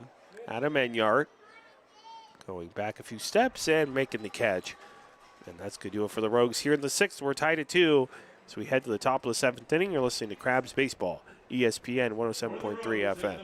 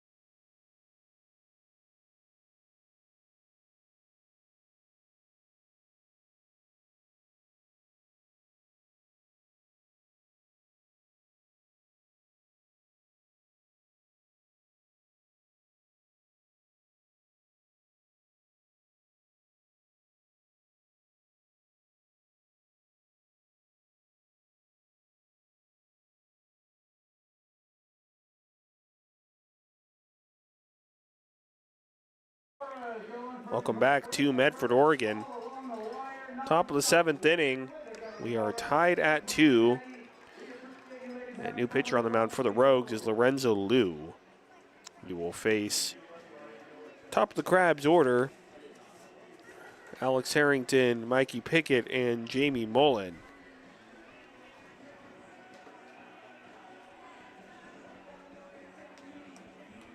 Three out of the 4 runs tonight have been scored off of either a wild pitch or a pass ball.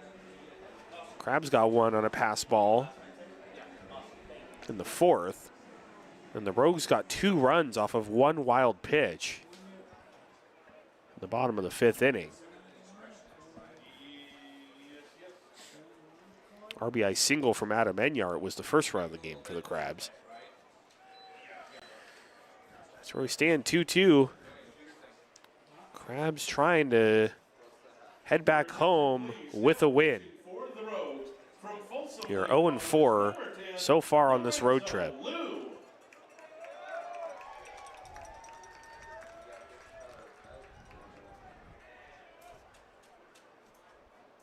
Leading off the top of the seventh for the Crabs, center fielder number 39. So Harrington steps in.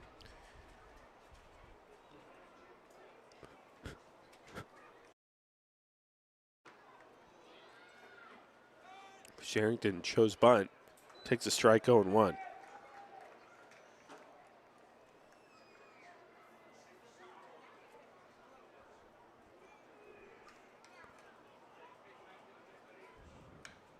A 1 fly ball out to right center field. It will be the center fielder ranging over to his left and making the catch one away, Salahar. As I look at the Rogues roster here, I notice that there's a pitcher on the team from Crescent City, Preston Daniels. I believe he was on the team last season, but we have not seen him yet in the series.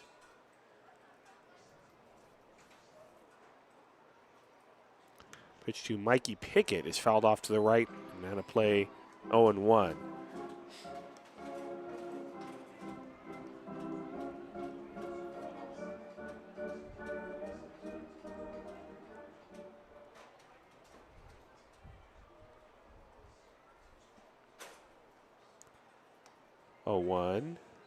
Misses just outside, 1-1.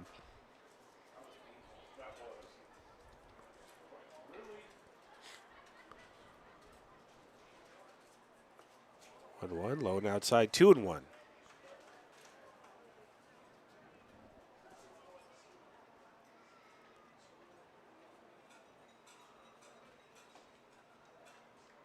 Two-one pitch, and therefore called strike, 2-2.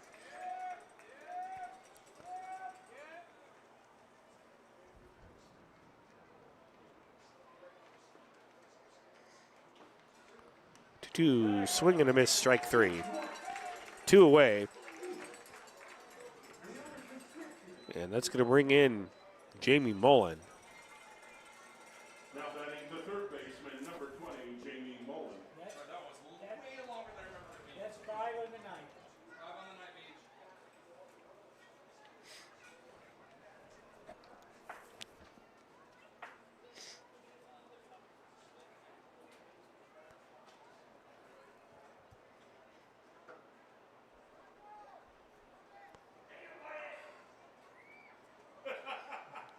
Pitch to Mullen, misses outside, 1-0. Dang it, Wyatt.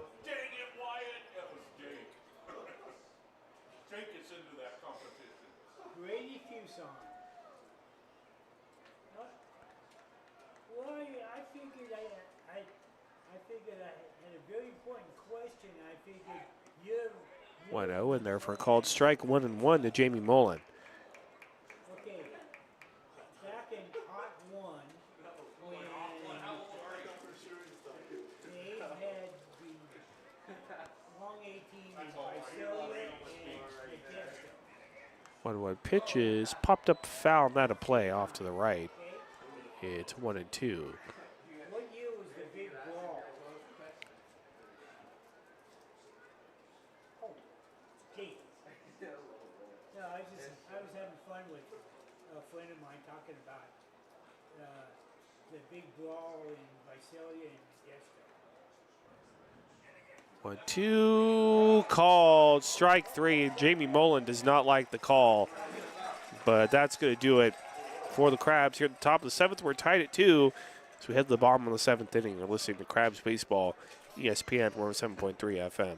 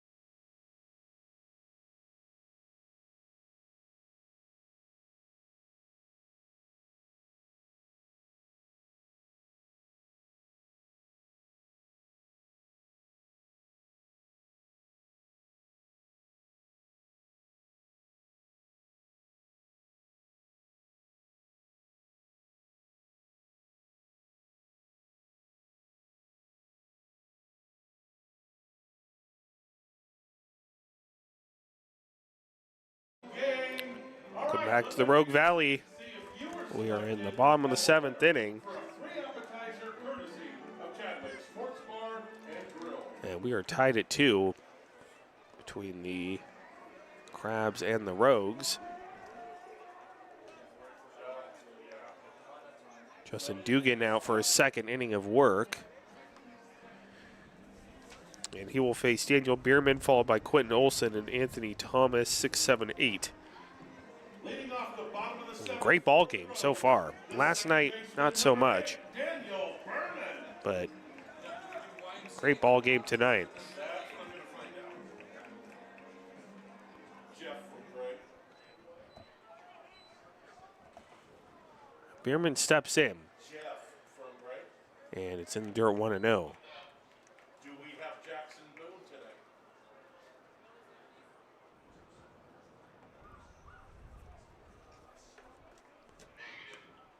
1-0 outside 2-0. We'll figure out something else because Dylan's out of town, so no YMCA. Now we're doing YMCA. I got the replacement for Spinelli. That boy. 2-0 is a looper that falls in front of the shortstop, and on to first, 1 away. Mikey Pickett making the play. And we're going to have a pinch hitter. Is number 27, Attention, please. Pinch hitting for the Rogues from Cal State University. Evan Saito, Northridge, number 27, who Evan started last night's game. Who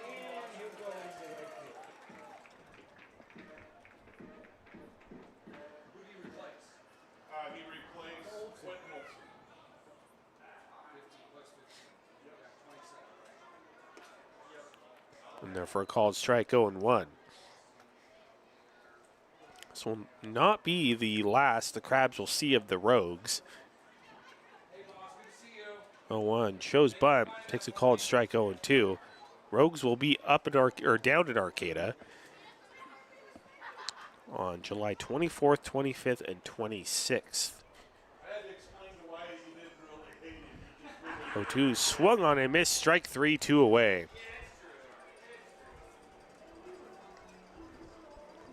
First strikeout for Justin Dugan. That's going to bring in Anthony Thomas. Anthony Thomas Jr. I thought you said pinch hitter from YMCA, so I was just oblivious to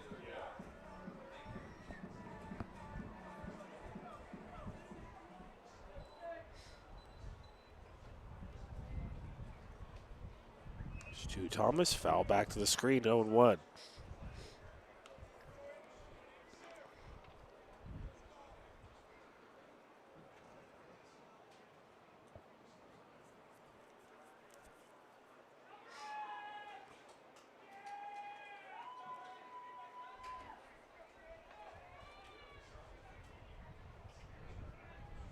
Oh, 1 in there for a called strike, 0-2.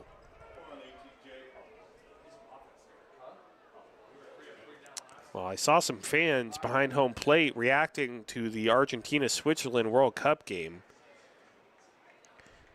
0-2 pitch swung on and missed, strike 3. And that's going to do it for the Rogues here in the bottom of the 7th. By the way, Argentina has just scored, and they are up 2-1 in extra time in the second half of extra time. So we are tied 2-2 as we head to the top of the 8th inning. You're listening to Crabs Baseball, ESPN 107.3 FM.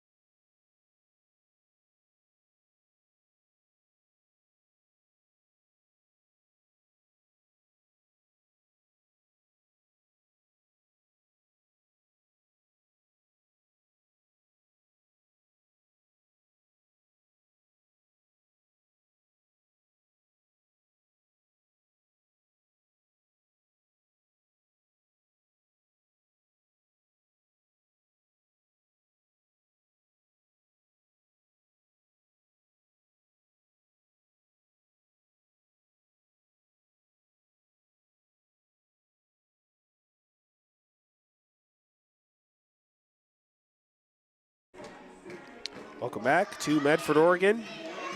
Top of the 8th inning. Tied at 2 between the Crabs and the Rogues in what's been a great ball game. So due up for the Crabs, it will be Adam Enyart, Kavanasaurus, and Ryan Vandenbrake, the meat of the Crabs order. Lorenzo Liu still out on the mound for the Rogues as the crowd performs YMCA here in between innings.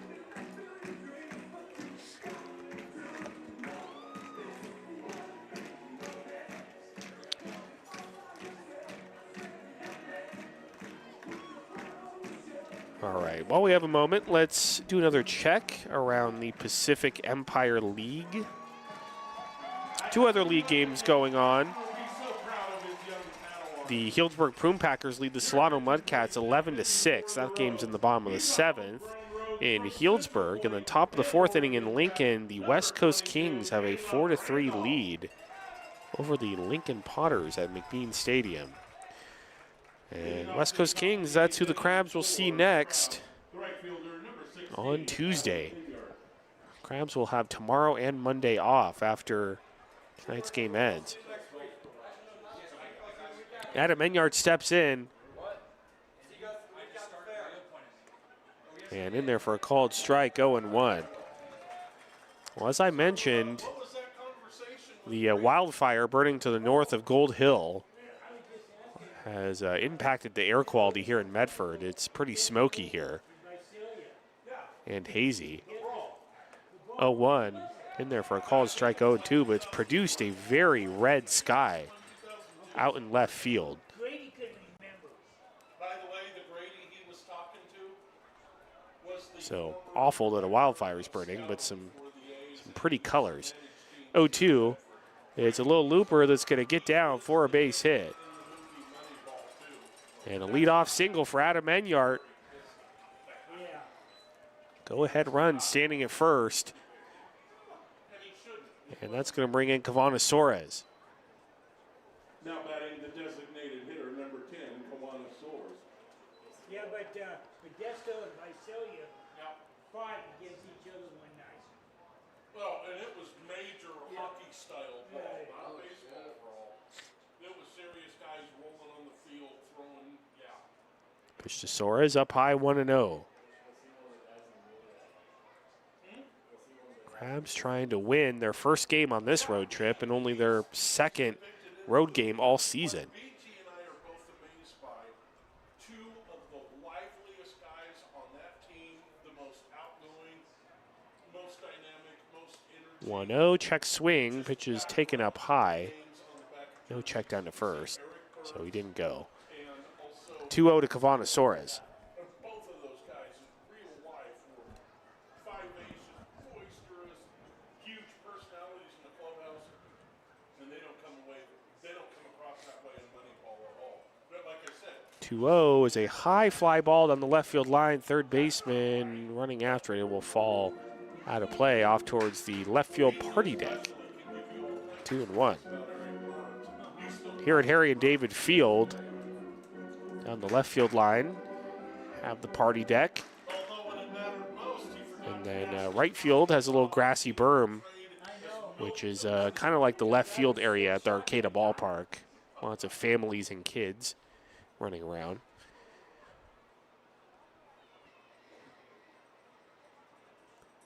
Two one in there for a called strike. It's 2-2.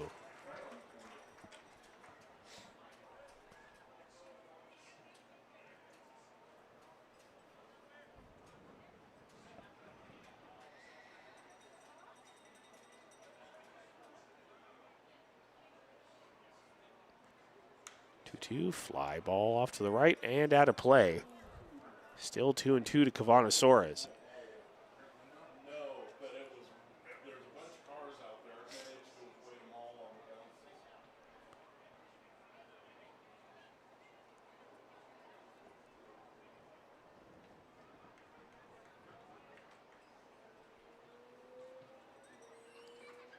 Tell you what, that smoke's going to help make for a beautiful sunset. 2-2, fly ball off to the right, out of play again.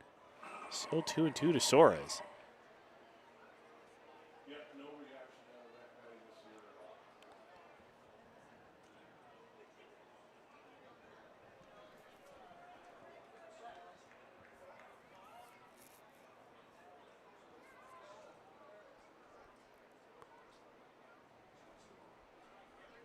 all. Two, low and outside. Count goes full. 3-2. Sitting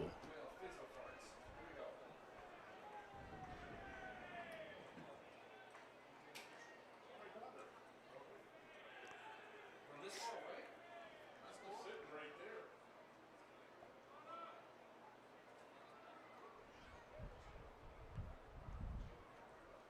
there. 3-2 to Suarez is a fly ball. It's going to get down to right field for a base hit. Adam Enyart stops at second. And the Crabs have first and second with nobody out here in the top of the 8th. We are tied at 2. Now batting the catcher, number And that brings in 45, Ryan Vandenbrink with a chance to give the Crabs the lead here late.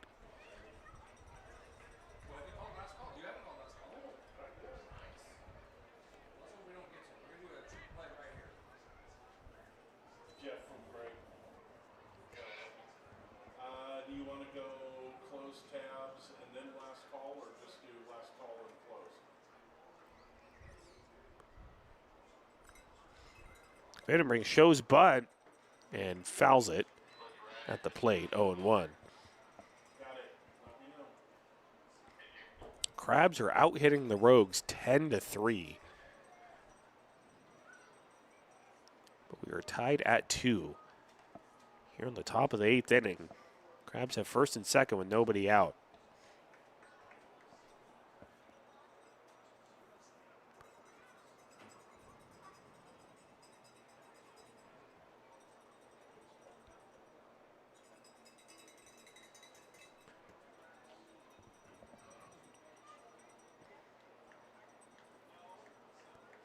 One, Vandenbrink shows butt again.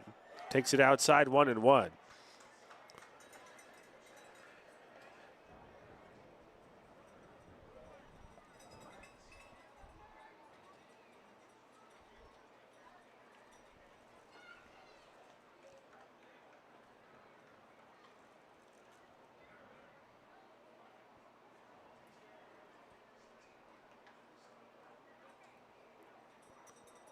One is bunted foul. 1-2.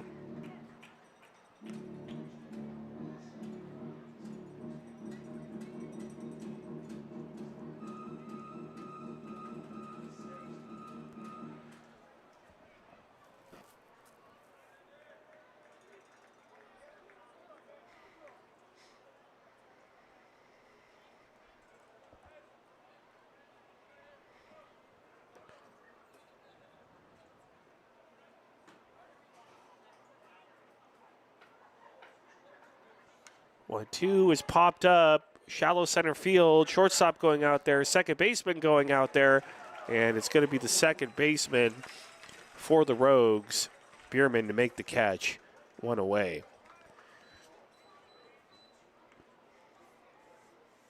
Let's come bring in Jason Arriola. Baseman number 35, Jason Arriola.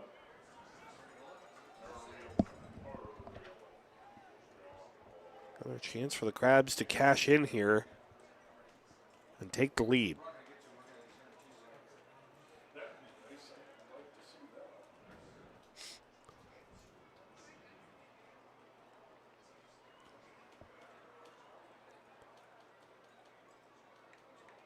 Arriola, nice breaking ball in there for a called strike, 0-1.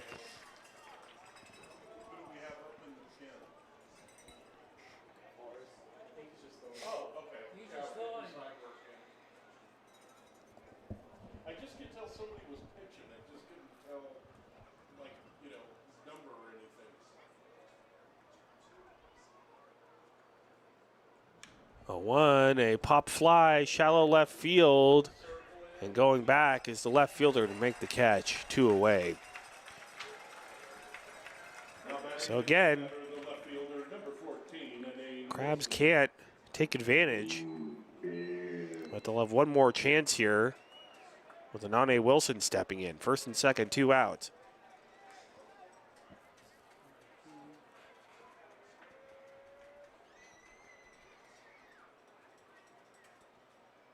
Jeff from Craig. I do have an open tab at concession, so when it's time, somebody can come up and I'll close it. Copy that. To Wilson inside 1-0. Yeah, we're 8th inning now. So. Hitting with runners in scoring position has been a struggle for the Crabs on this road trip. Let's see if Nane Wilson could come through here.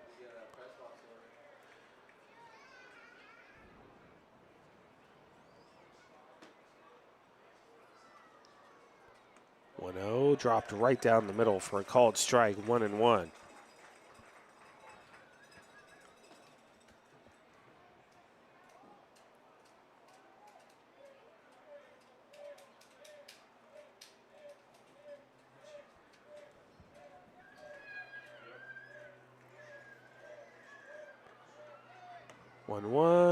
Just missed outside, 2-1.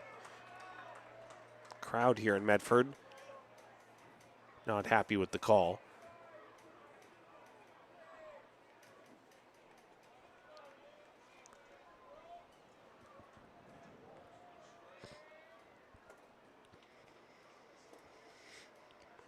Two one, high and outside, 3-1.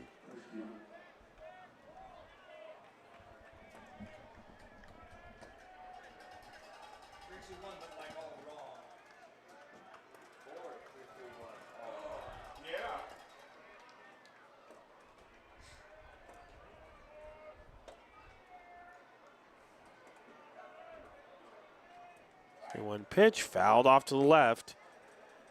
And the count will go full, 3-2.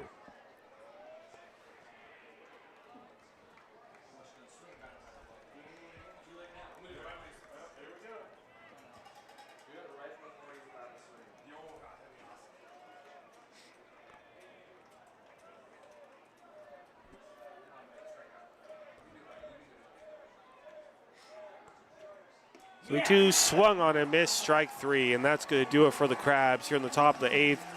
They had runners at first and second with nobody out, but failed to score. It's 2-2. As we head to the bottom of the 8th inning, you're listening to Crabs Baseball, ESPN 107.3 FM.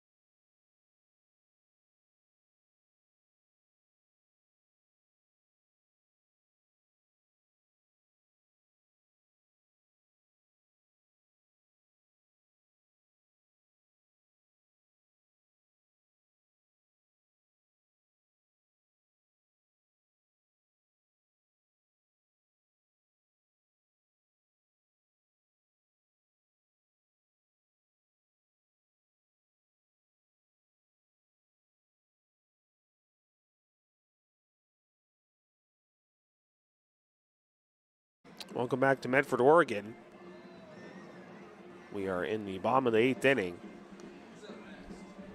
And we are tied at 2. Justin Dugan remains out on the mound for the Crabs. And he will face a pinch hitter to start off the inning, Max Shabastari, who hit a 3-run homer last night. Off the bottom of the 8th inning for the Rogues, and now coming in to play center field, number 44 from the university, from Missouri Baptist University, number 44, Max Shabastari. And like I was mentioning earlier, due to the wildfire north of Gold Hill, it's been pretty smoky and hazy tonight, but it has produced a beautiful red sky out in left field. And a red with a little bit of purple in there.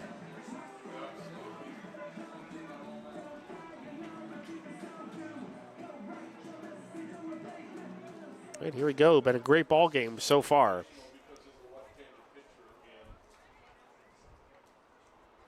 First pitch to Shabastari. In there for a called strike, 0-1. I would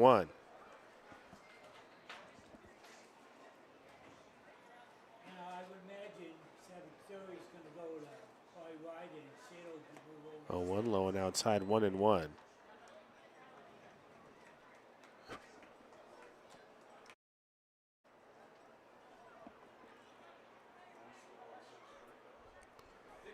One one in there for a called strike, 1-2. 1, 2, 3,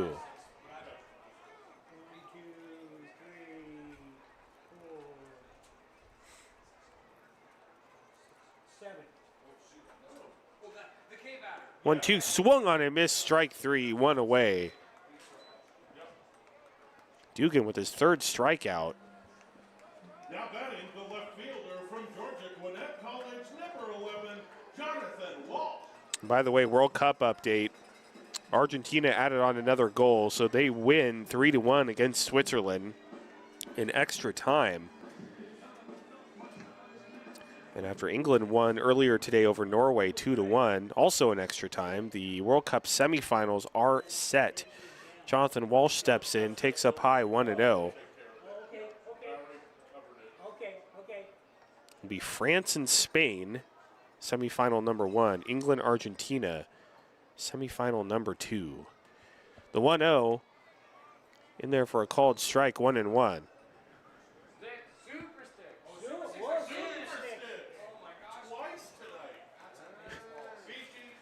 The funny thing about the press box up here, 1-1 is fouled back, 1-2. The people here in the press box get very excited about numbers. You know, if they're in the right order on the scoreboard, if you have a lot of 2s up there.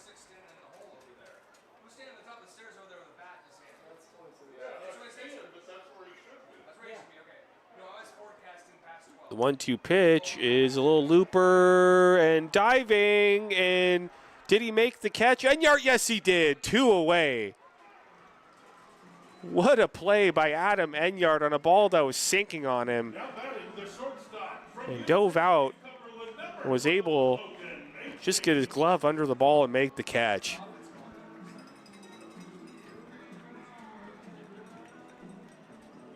So 2 down. Going to bring in Logan Macy.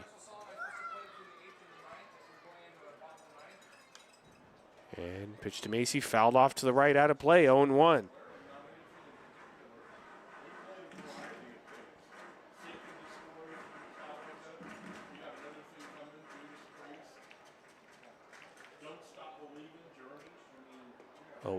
Right down the middle for a called strike, 0-2.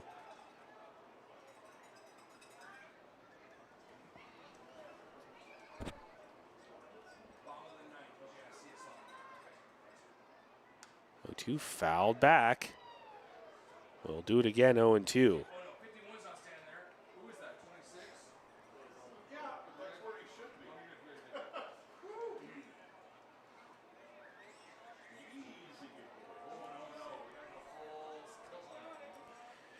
Oh, 2 chopped fouled on the third base line. Still 0-2.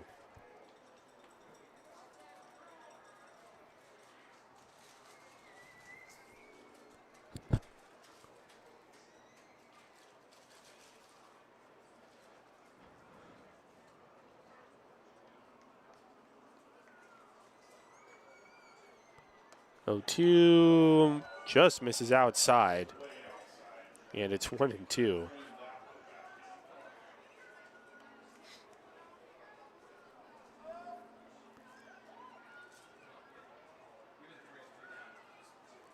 One, 2 fouled back again. Still 1-2 to Logan Macy. Nobody on, 2 outs. Here in the bottom of the 8th inning, we are tied at 2. 3 out of the 4 runs tonight scoring on either a wild pitch or a pass ball. Rogues got both of their runs on one single wild pitch. The 1-2 fouled off to the right and hitting up against the netting. Still 1-2 to Logan Macy.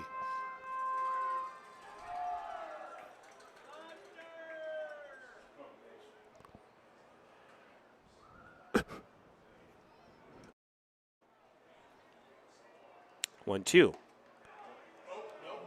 Ooh, that looked pretty good, but just missed. 2-2.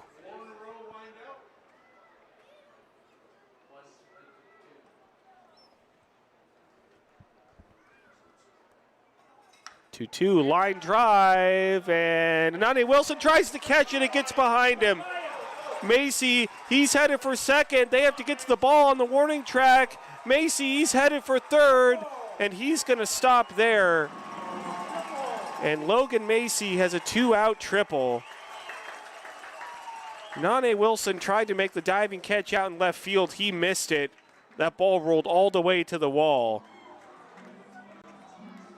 And I was worried for a second that Logan Macy was going to have an inside the park home run, but thankfully for the Crabs, he stops at third. And there are 2 outs. And meeting on the mound now, and Tommy Gale is going to make his way out there. So the Crabs, after tonight's game, will get on the bus, travel about 3 hours, 45 minutes back to Arcata. They will have tomorrow and Monday off. Then starting Tuesday, we'll have a full week of baseball next week at the Arcata Ballpark.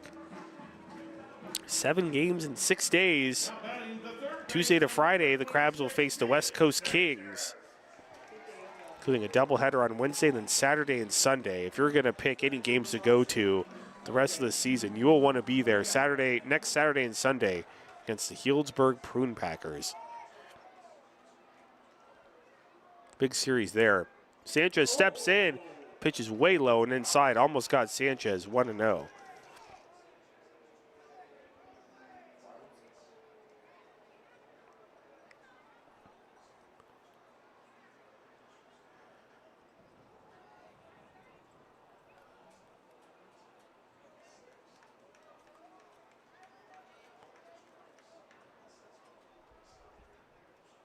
Pitch, and there for a called strike, 1-1.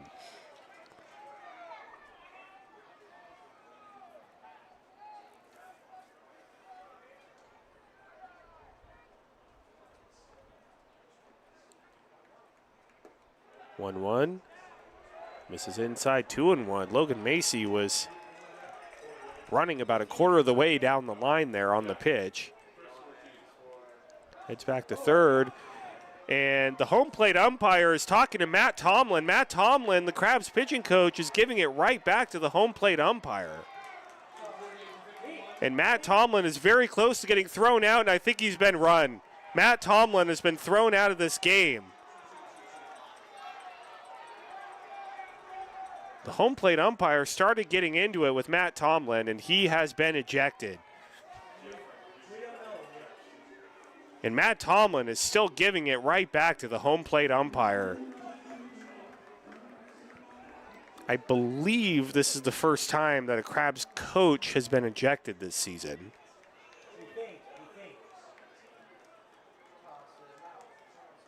I think we had a player on the bench ejected earlier this season. Pitches fouled off to the left. And down the third base line, 2-2. I believe Matt Tomlin has been ejected. He picked up his chair and walked back into the dugout. So 2-2, ground ball up the middle to the shortstop. He boots it. It goes in center field, and the Rogues take the lead. Mikey Pickett came in on the baseball and just couldn't glove it, and that's going to be an error for the Crabs, and errors have killed the Crabs the entire season. And now Matt Tomlin is back out on the field screaming at the home plate umpire. And now the first base umpire is out there talking to the Crabs dugout. So maybe Tomlin wasn't ejected earlier. If he hasn't been ejected already, he definitely should be ejected now. I've never seen Matt Tomlin that upset. So 3-2 Rogues. It has just been a series where breaks just have not gone the Crabs' way. Like I said, errors have killed the Crabs the entire road trip and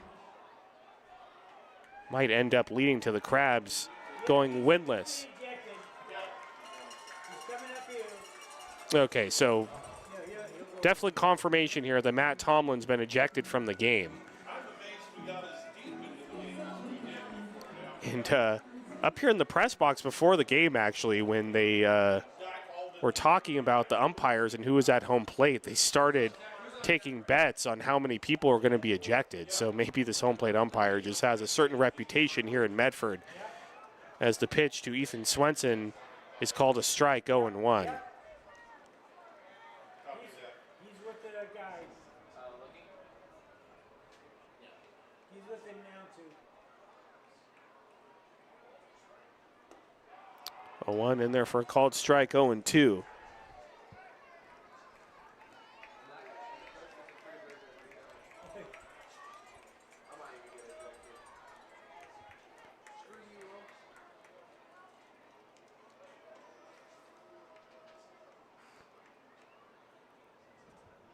Runner goes, 0-2 pitch is low. The throw down to second, it's on the wrong side of the bag. And so runner will steal second. So runner at second with 2 outs in the bottom of the 8th. Rogues have taken the lead 3-2 on an error from Mikey Pickett, the Crab shortstop.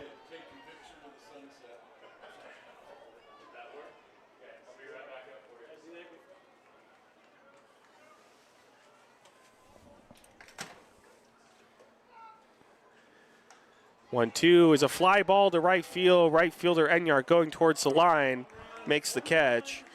And that's going to do it here in the 8th. The Rogues take the lead 3-2 as we head to the top of the 9th. You're listening to Crabs Baseball, ESPN 107.3 FM.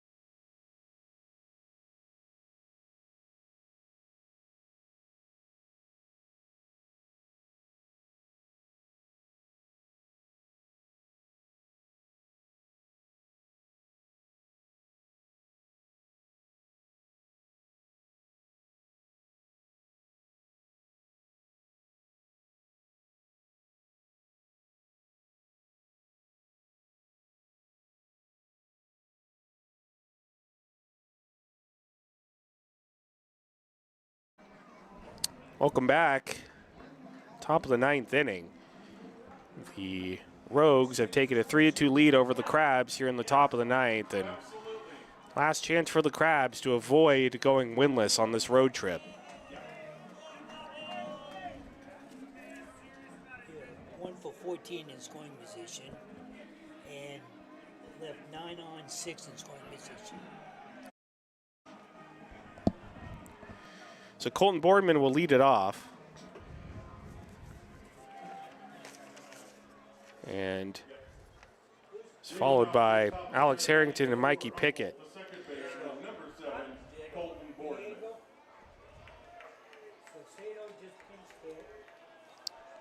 Caleb Randolph, pitcher for the Rogues. And therefore, a called strike, 0-1. Oh, actually, I don't think that's right. Josh Rodriguez on the mound for the Rogues. Okay, so Gabriel's now probably The 0-1 swing and a miss, and it's 0-2.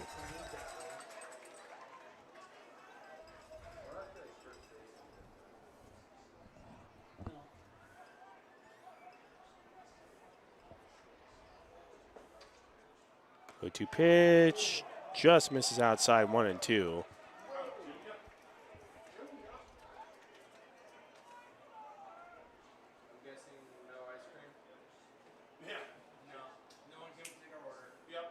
1-2, ground ball up the middle. It's going to get through for a base hit. Colton Boardman with the leadoff single. And the Crabs have the tying run standing at first base. Now batting the center fielder, number 39, Alex. And that's going to bring in Alex Harrington. We still had 7 strikeouts. Yep. Who do you have for player of the game right now, Pete? Oh boy. Boardman does have some speed at first, and he's been aggressive. Macy again. Harrington shows bunt, takes it up high, 1-0. 2 for 4. And he's the only one who's got multiple hits. Okay.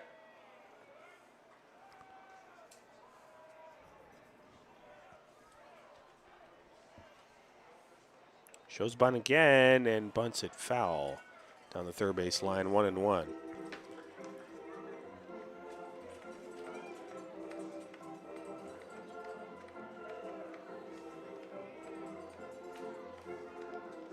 if we hang on, Randolph's 3-0. Yep.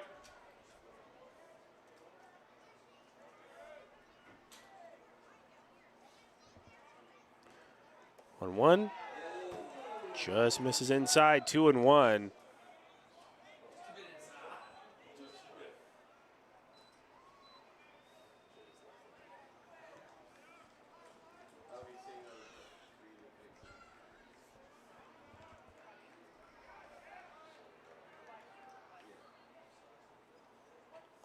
Two-one pitch is popped up, foul side of first base and out of play.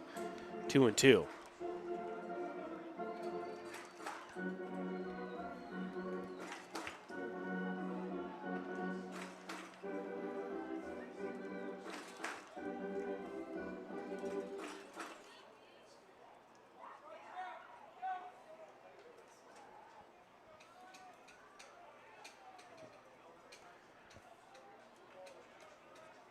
Runner goes, the 2-2 is popped up down the first base line, and it will sail out of play, 2-2. Yeah, I think they did also lose it. Because ATJ's pointing at Jans, and Jans is like, what? Crabs is a runner at first. Nobody out here in the top of the ninth. Crabs trail 3-2.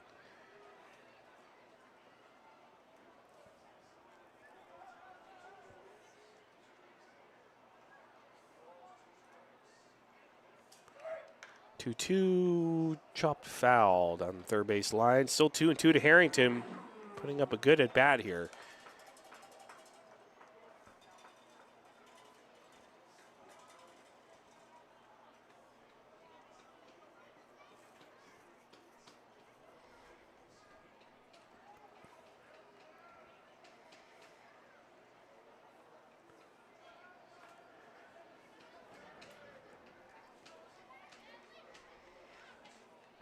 Harrington, fly ball, left field side this time. Out of play, still 2-2.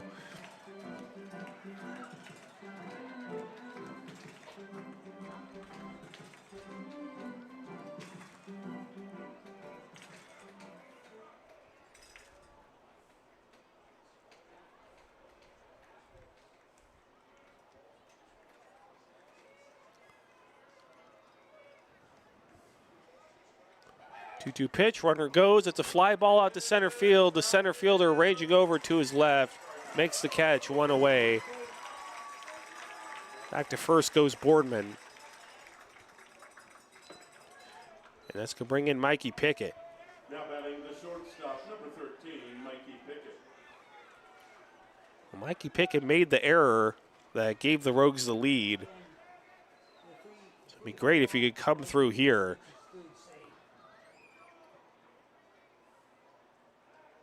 Over to first, Boardman back in safely.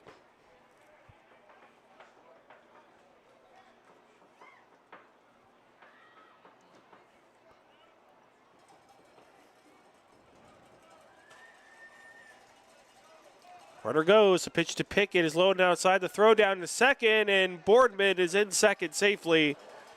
On the stolen base, Crabs have the tying run in scoring position with 1 out.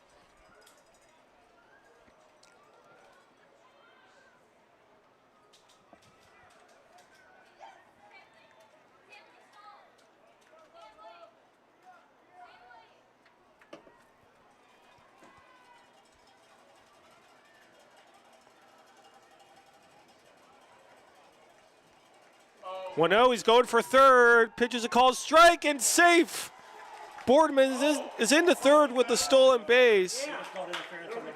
Oh, and they called interference on Pickett. And now Jeff Giacomini is going out there to talk to the home plate umpire, and we might see if we have 2 Crabs coaches ejected.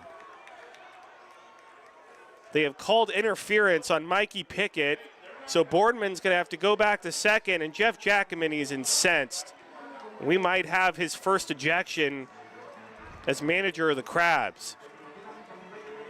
He is screaming at the home plate umpire, and Mikey Pickett is just baffled. And they're still going at it. And they haven't run Jacko yet. He's very close. And now the third base umpires come in. Now the first base umpire is going in. Now John Bryant is going out there, and Giacomini is going right at the home plate umpire. The third base umpire is holding him back. I don't know if he's been ejected yet, and he's bumping into the home plate umpire, and he's having to be held back by John Bryant. Jeff Giacomini is going absolutely ballistic here. I believe he's been ejected now at this point. And he bumped right into the home plate umpire there. Oh, boy. And now John Bryant is now arguing with the home plate umpire. And Giacomini's obviously very frustrated with that call, but I think that's the frustration of an entire week for the Crabs that has just not gone well. That's coming out all right there. And even Tommy Gale at first base, who's normally very mild-mannered, is yelling at the umpires as well. So, and now Pickett is throwing his bat and his helmet now towards the Crabs dugout.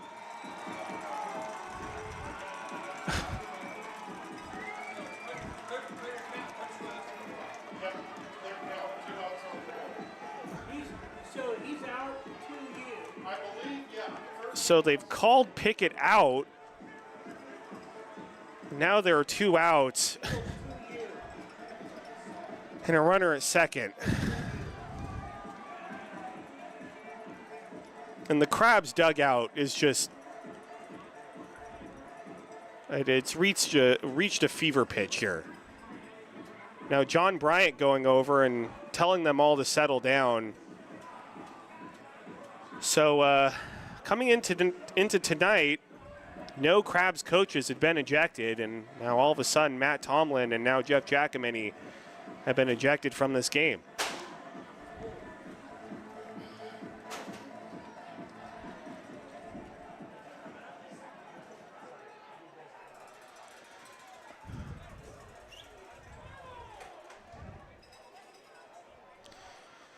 All right, so Crabs down to their final out. Colton Boardman stands at second base.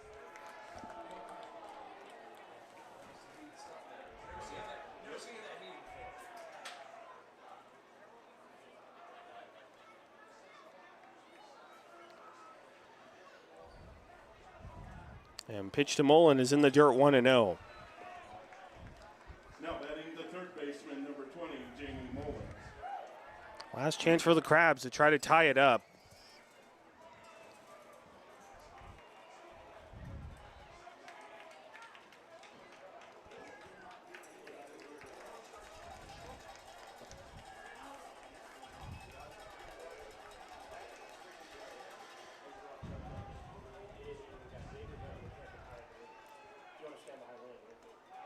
One-0 is low and outside, 2-0.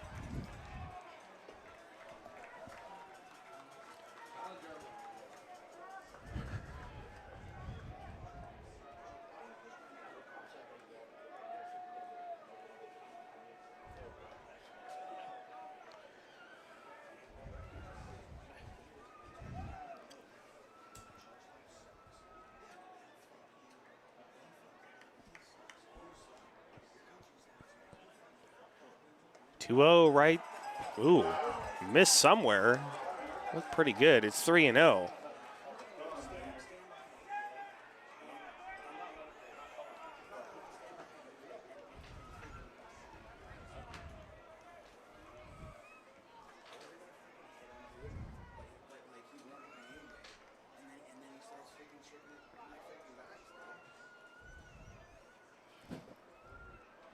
Three to Mullen. In there for a called strike. It's 3-1.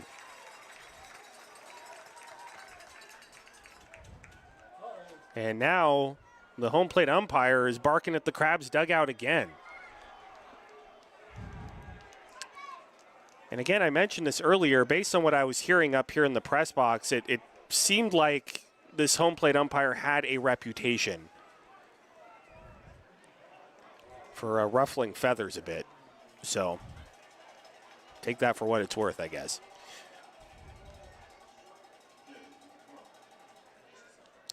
Three 3-1 line foul down the left field line. Count goes full 3-2. Crabs down to their final strike, and Jamie Mullen's going to need a new bat.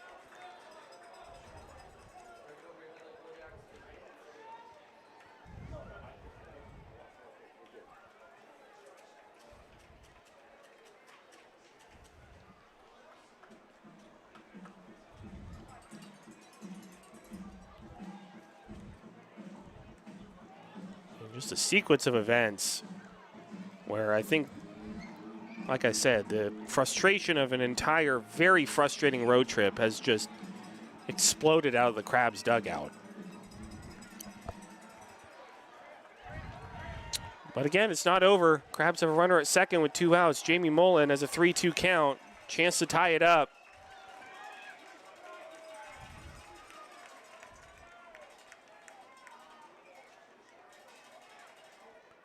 Three-two, fly ball down the left field line, but it will be foul. A long foul ball down to the batting cages deep in left field. We'll do it again, 3-2.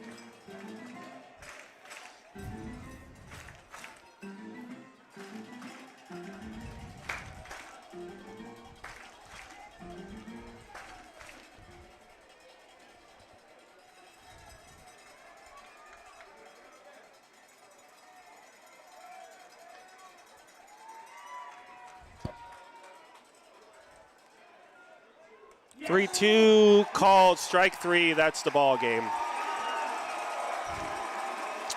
Crabs fall to the Rogues 3-2. We back on Tuesday, 7 p.m. against the West Coast Kings. Thanks to everybody for watching and listening. You've been listening to Crabs Baseball 107.3 FM. Good night, everyone.